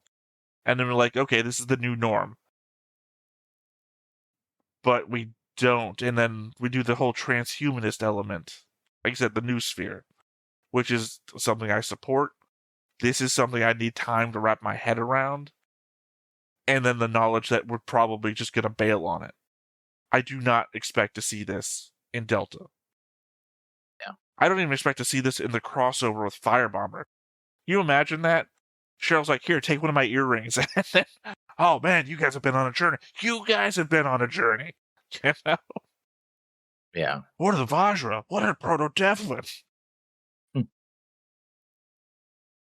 Anyway, that was the false Songstress. Which I still don't understand. I think it was supposed to be Cheryl. But it was discovered that, in fact, she was able to do it. But I mean, maybe it's Cheryl because she's taking. Well, no, maybe it's Cheryl because of the fact that Ranka is actually the one with the power, and she's the one that kind of does everything in this. Ranka, because she's the one who can fold the Vajra into. Well, I was going to say Ranka because she's taking Cheryl's place in this reimagining of the story.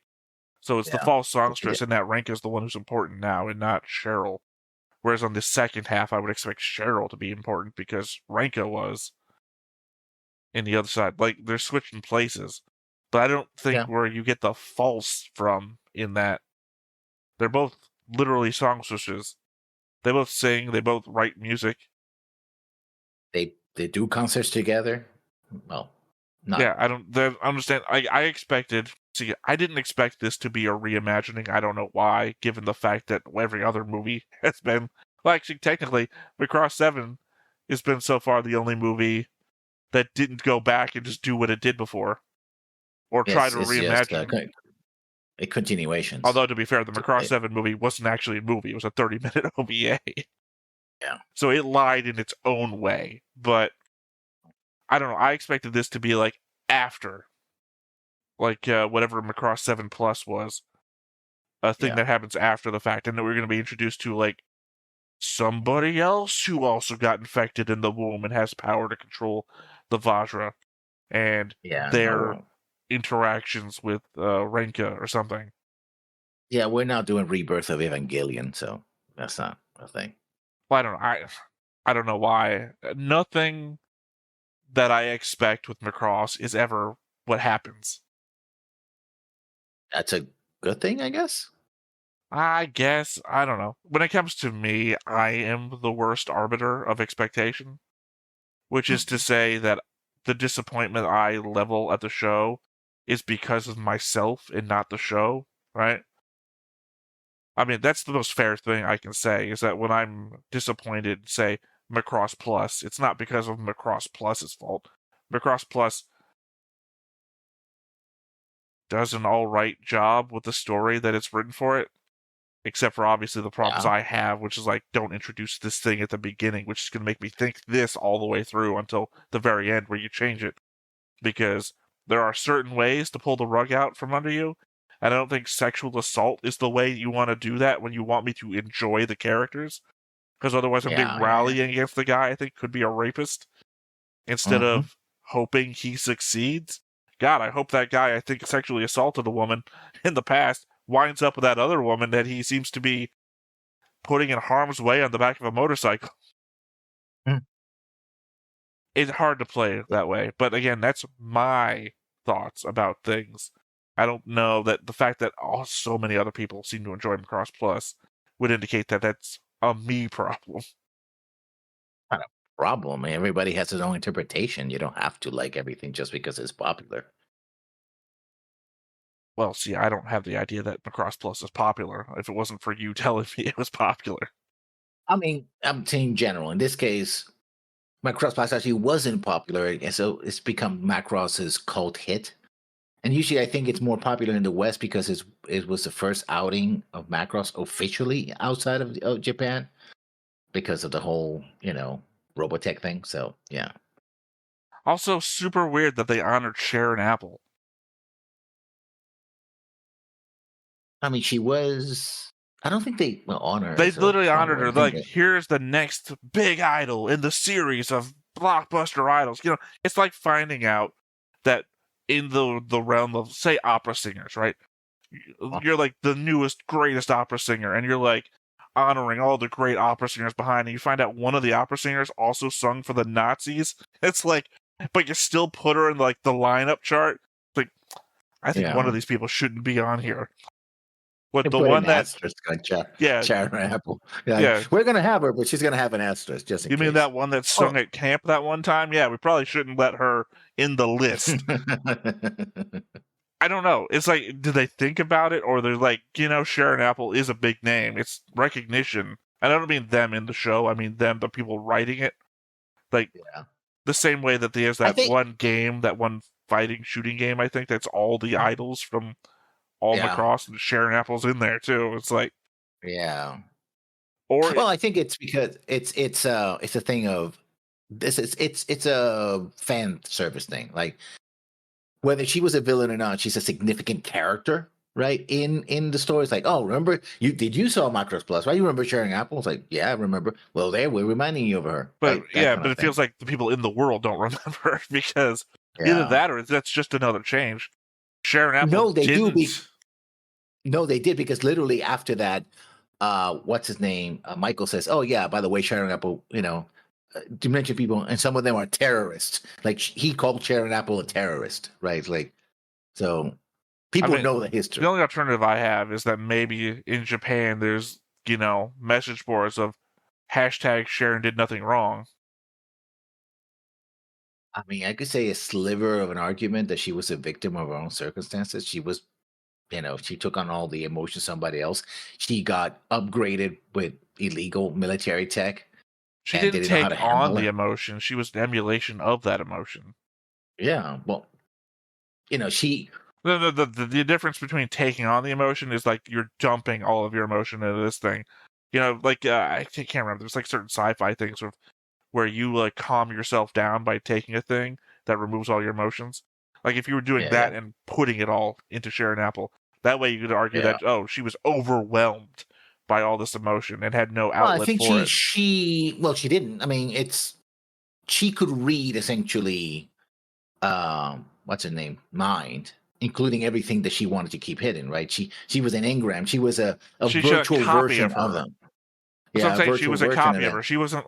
My argument was that she wasn't being dumped with emotion. She was just a copy of it. So the idea that the original didn't do this should be an argument for Sharon Apple not doing this.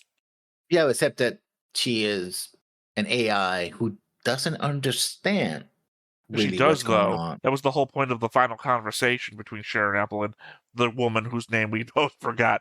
I guess that's also the importance of Sharon Apple. We all remember Sharon Apple's name. The person she was based on, the romance story, the whole thing of Macross Plus. Fuck that. Forgot her name. Yeah, I know. I have the board up on a side window, too. I'm not looking it up. My point, though, is that the conversation at the very end of that movie indicates that Sharon Apple knows what she's doing emotionally. She is not a newborn kid. The upgrade that she gets, the upgrade that she gets isn't Myung upgrading. Fanglong is what it was. Myung, yeah. Well, the upgrade that she gets isn't like affecting her ability to think. It's affecting her ability to affect the world. She is now. She becomes a true persona. That was what the upgrade was for. She was limited before in the way of thinking. Then she gets upgraded until it becomes a full AI, blown AI, and that, with all these emotions and all these things, like and it's also the clone she had the emotion syndrome, before. That's the point of the whole copying her emotional part of her brain, is that she was well. Technically, you're right. Technically, you're not. She was not able to individually emote before. That's why she had to be in the machine when the concert was going on. So basically, Sharon Apple was a projection of Myung's emotions. Well, no, she was a copy of her brain. She just wasn't able to express that emotion without Myung in the machine. Myung in the machine was the chip later, so she was able to do it without Myung. But effectively, she was still that person, Sharon Apple. I mean, just without the ability to express, and then she had the ability to express afterwards. Plus the outward reach that was granted to her by the. And we don't know what other things this because the producer, certainly the guy who committed suicide by jumping out of the Macross, was like that guy too was he probably threw in a couple of things that were like no, I think you're getting him confused with Dyson. Dyson would have been the one, if he was there, who would have added a bunch of extra shit. The producer, he's another me. He's another me who would have been in that show. I've been like, upgrade the AI to completion. I just wouldn't have jumped to my death for no reason. I have to believe that Sharon Apple thought he was creepy. Now that I know that she had mind control powers, that was not evident in the show. Mind controlled him into jumping to his death. I don't think he did that on his own. Yeah, there's nothing evident in the medium to show that people have it's not like dominate mind or something in like D&D parlance that you're prevented from committing harm to yourself. No. Although he did murder his boss. Yeah. Again, we don't know. Here's the problem with mind control and more so a character that has no physical form to show us what they're doing. Yeah. I have no idea if anything that guy did was of his own. Like, did Sharon Apple even have mind control before? He had the ability to affect people significantly. That was kind of the whole point. But I mean, before the upgrade, before she starts doing people in mass, maybe she had the ability to mind control one person, and that was the producer, which is how she got everywhere she needed to be. And like, maybe he never even wanted to upgrade her. Maybe he got mind controlled the entire way. I don't think that way, because they were measuring during the concert, her ability to affect the crowd and all that. So she might have the ability to mind control people might be completely separate from the emotion side of things. Yeah. Maybe she wanted to feel emotion, got the producer to get her upgraded. There could be a level of self-creation here. Like, at some point, she wasn't smart enough. At some point, she wasn't smart enough to do anything, and she got upgraded to a point where then she could start developing herself by controlling the people around her. The way the story shows it up, it's like he was the one who was motivated to do things. Like, it's like, I want to do this, I want to do that. We never see a scene where he's like it, because for that to be in the show would be like he's sitting in front of a machine and seeing like numbers, and he's like, no. Here's the thing: you would argue that, but we never see him do jack shit. He just is suddenly making a deal for the ship, and then he's killing himself. I'm saying that this is all behind the scenes shit. He made the deal with the ship. He murdered his boss when he told him about it, and then he was. Like, and then he commits suicide. So maybe the suicide was something that Cheryl did. But I think the other thing. There's a possibility that all of it could be something that she did. Like, this is the guy who's probably spent the most time with Sharon Apple, besides Byung, obviously. I don't know. I don't know who's spent more time, because maybe Byung separates herself from Sharon Apple when she's not actively having to be in the thing, lending her brain to the machine. But maybe this guy was like, leading the whole thing, and then at some point Sharon Apple took him over. Because again, I feel like there's a behind the scenes thing here. That was one of my arguments against Macross Plus, is it feels like it focuses too much on this triangle, and there's a lot going on behind the scenes that just doesn't get explored. Vis-a-vis my upsetness that the whole mind control thing just comes out of nowhere, and you're like, no, it's expressed during the show. It's like, no, it's not. If I don't see it, then it's not expressed very well. And that's not me making a judgment on everybody who watches it. That's me making a judgment on what I can observe.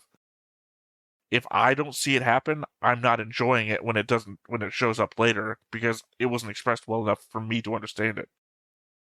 Either way, we're looking forward to the next part of the 2-part movie, because this is part 1. I don't remember what it's called. Now that I'm drawing a blank. Unfortunately, Infinite Labyrinth is the only one I remember, but I think that comes after everything. So I think that's like a third movie OVA thing. That I haven't seen. Well, I mean, that's my preference, is to get into stuff that you haven't seen before. So you can stop acting so smug about shit. Labyrinth of Time, that's what I meant to say. Not Infinite Labyrinth. Until then, I have been Theta. I have been Lessons. And we will catch you next time. Bye-bye. Hey everybody, thanks for watching another Stone-Faced Reactions. If you have an idea of another video we could go ahead and watch, go ahead and put it in the comments down below and we'll add it to the wheel. Be sure to like, comment, and subscribe, and let us know what you thought about this video, what parts you liked. And until then, we'll see you next time. Is this too goofy?